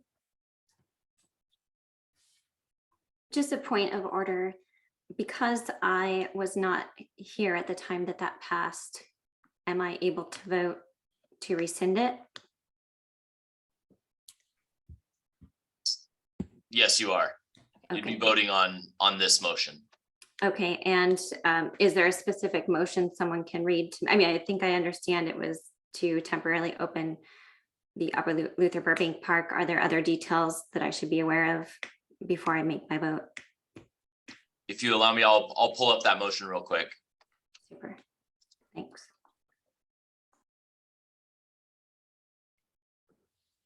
The good thing is that we only have 8 more items on our agenda that we need to get through. Does that include adjournment? No, it's not that bad. This is But- good training for anybody that wants to run for city council, right, Craig? Right? Craig's like, what are you guys talking about? This is early days here. We got it. Actually, you know what, Ryan, I'll save you some time. I'll just let you know, I'm actually going to abstain on this. So, because I feel really torn about this I decision. know it's a tough one, isn't it? For sure. Yeah. Yeah. Okay. Okay, Raven, we're ready. So is Peter still seconding? Is that where we are? Yeah, I still second. Okay, Chair McCarthy, Aye. Vice Chair Struck, Aye. Commissioner Cohen, Abstain. Commissioner Westbrook, Aye. Commissioner Markson, No. Commissioner Burstein, Aye. Commissioner Hay. Abstain. All right, so I believe that is still a majority, so it passes.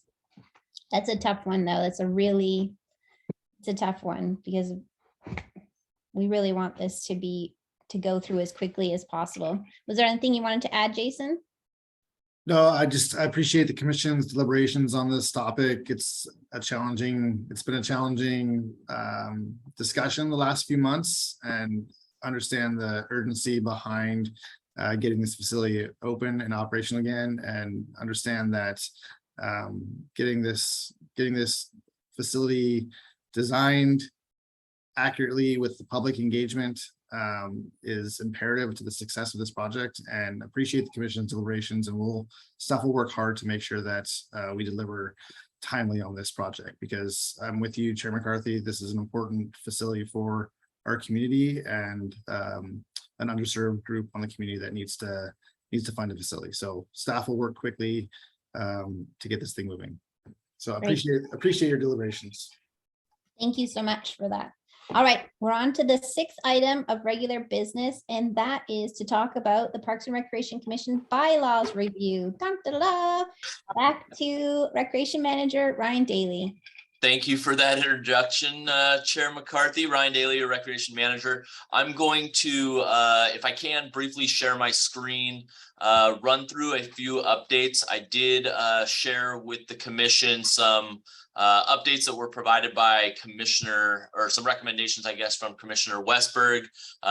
Commissioner Cohen had talked with me earlier, and him and I were right on the same page, I think, with some updates that I was proposing. So if we can go through this briefly or quickly, I would hope, happy to address them. And the way I'd like to do it is, as we go to each line, if I could see 4 thumbs up, we can move it forward, and we'll go from there. But Chair McCarthy, I see Commissioner Hayes' hand up.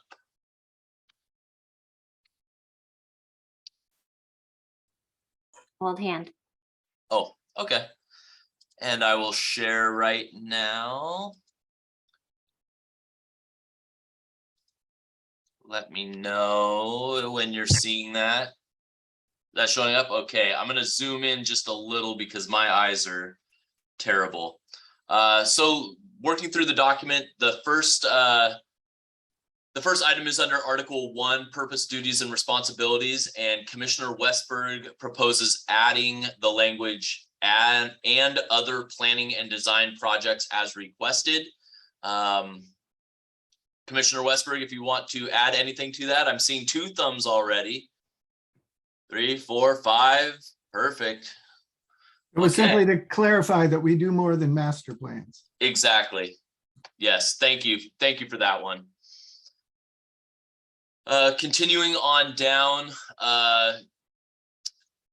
on what section is this? Article 2, Section A, changing the month from May to June because we add commissioners their first meeting, as Commissioner Hay is here in, well, I guess we're in July now, but she should have been here in June, maybe. That's when the appointments are made. Okay, seeing that, moving forward. This is a little bit longer, and Commissioner Westberg actually added to what I had proposed under committees. And I'll allow you to read this on the screen, but he added to address complex issues or provide in-depth analysis of topics of concern to the commission. And then I had added the way committees would be appointed, maybe appointed by the Parks and Recreation Commission chair at any time, or be appointed by a majority vote members present at a Parks and Recreation Commission meeting, assuming there is a quorum. And this is more in line with our common practice. Yeah, Ryan, I see that Councilmember Reynolds has his hand up. Yeah, very small, Ned. If you could back up temporarily to the prior one. Given we just did this in July, and I don't want to be accused of breaking rules at some future date, should we add a "or as soon thereafter as practical" clause or something to that effect? If I saw thumbs, I would add that in there. I think that's good, yeah.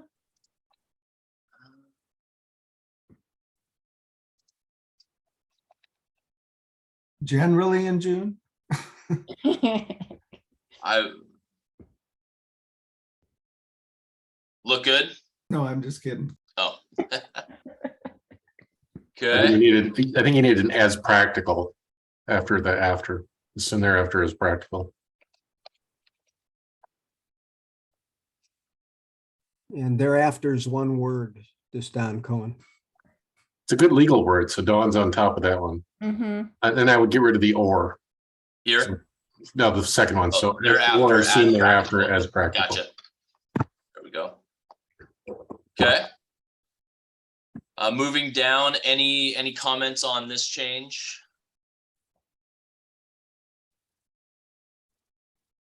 I think I like it. Okay, looks good. Moving down here, cleaned up a little bit of the language. As you can see, removed interest forms and whatnot. That's not a practice we had been performing, so kind of changing that up to what our practice has been over the last couple of years. Mhm.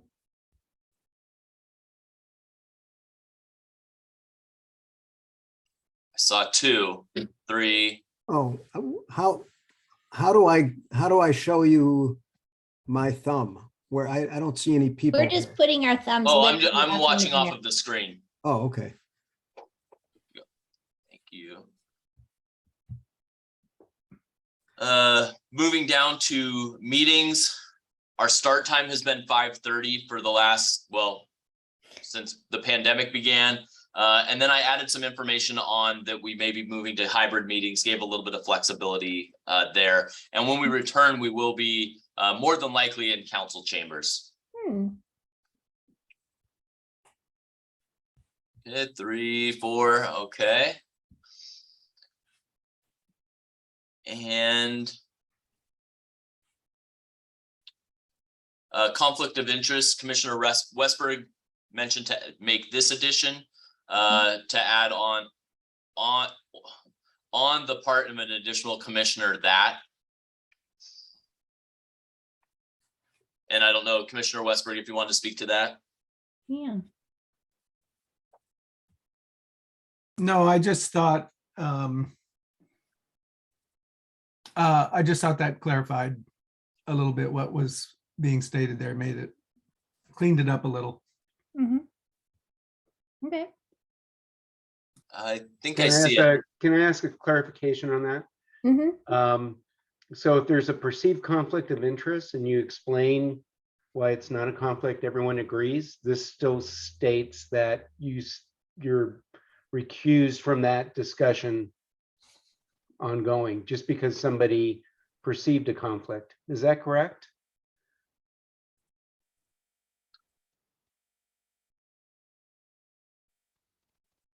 This Don Cohen, is this, Ryan, is this straight out of the city code of ethics, this language? Not the stuff that Rory added, but generally? Not, it is, yes, yes. Same It's our standard language. Same gist? Yes. Then I would suggest that the word each in line, at the end of line 2 be substituted with that. So if there's a conflict, the perceived conflict, actual or perceived on the part of an individual commissioner, blah, blah, blah, blah, it is that commissioner's responsibility, da, da, da, da, da. Yeah, that was actually in the change I suggested. Say that one more time for me. Just It is delete that commissioner's responsibility. Let's see. This right here. Yes, Yes. Yes. because that's what it means. That's what Right. that's what the law requires. So Okay, good with that change. Looks good. Okay, I believe that was the last one proposed, so I would be passing it back to you, Chair McCarthy, for a motion. Okay, may I have a motion to approve the Parks and Recreation Commission bylaws as amended? I see a hand from Paul Burstein. He is going to move. Is there a second? Second. Okay, and that Ashley Hay has seconded. All right, we have a motion. And city staff, can you please conduct the roll? Yes. Okay. Chair McCarthy, Aye. Vice Chair Struck, Aye. Commissioner Cohen, aye. Commissioner Westberg, Aye. Commissioner Markson, Aye. Commissioner Burstein, Aye. Commissioner Hay. Aye. All right, motion passes. I just saw a little blip in the script. Okay, the 7th item of business is the 2022 planning and meeting schedule update. Another update, Ryan. That's all I have to say. You know, after you said that, Chair McCarthy, I do not have an update, but you and I are going to be having conversations now that you've been reelected as chair, because we're going to go through this planning schedule and make sure we're finishing up the year the way we need to. Nice. Okay, very good. And is that your only comment? That is, thank you. Okay, perfect. All right, then our 8th item of business is commissioner reports and work plan updates. Does anybody have anything that they wanted to share? And I see Paul's hand up. Is that for to give a comment on the work plans? Old hand. Old hand. All right. Commissioner Westberg. Nope. Okay, Commissioner Cohen. Don Cohen, I just wanted to say that after this meeting concludes, I've got to go break out my well-used copy of Dr. Seuss's The Lorax. Nice. I love it. I love it. Yes. I was going to say I didn't get my mute button turned off quickly enough, as I would appreciate it if at a future meeting, not tonight, obviously, we could get a briefing on the upcoming parks levy from Councilmember Reynolds. Yeah, I think that would be a great thing. Ryan, you can add that to our schedule. I would be happy to do that. Thumbs up. All right.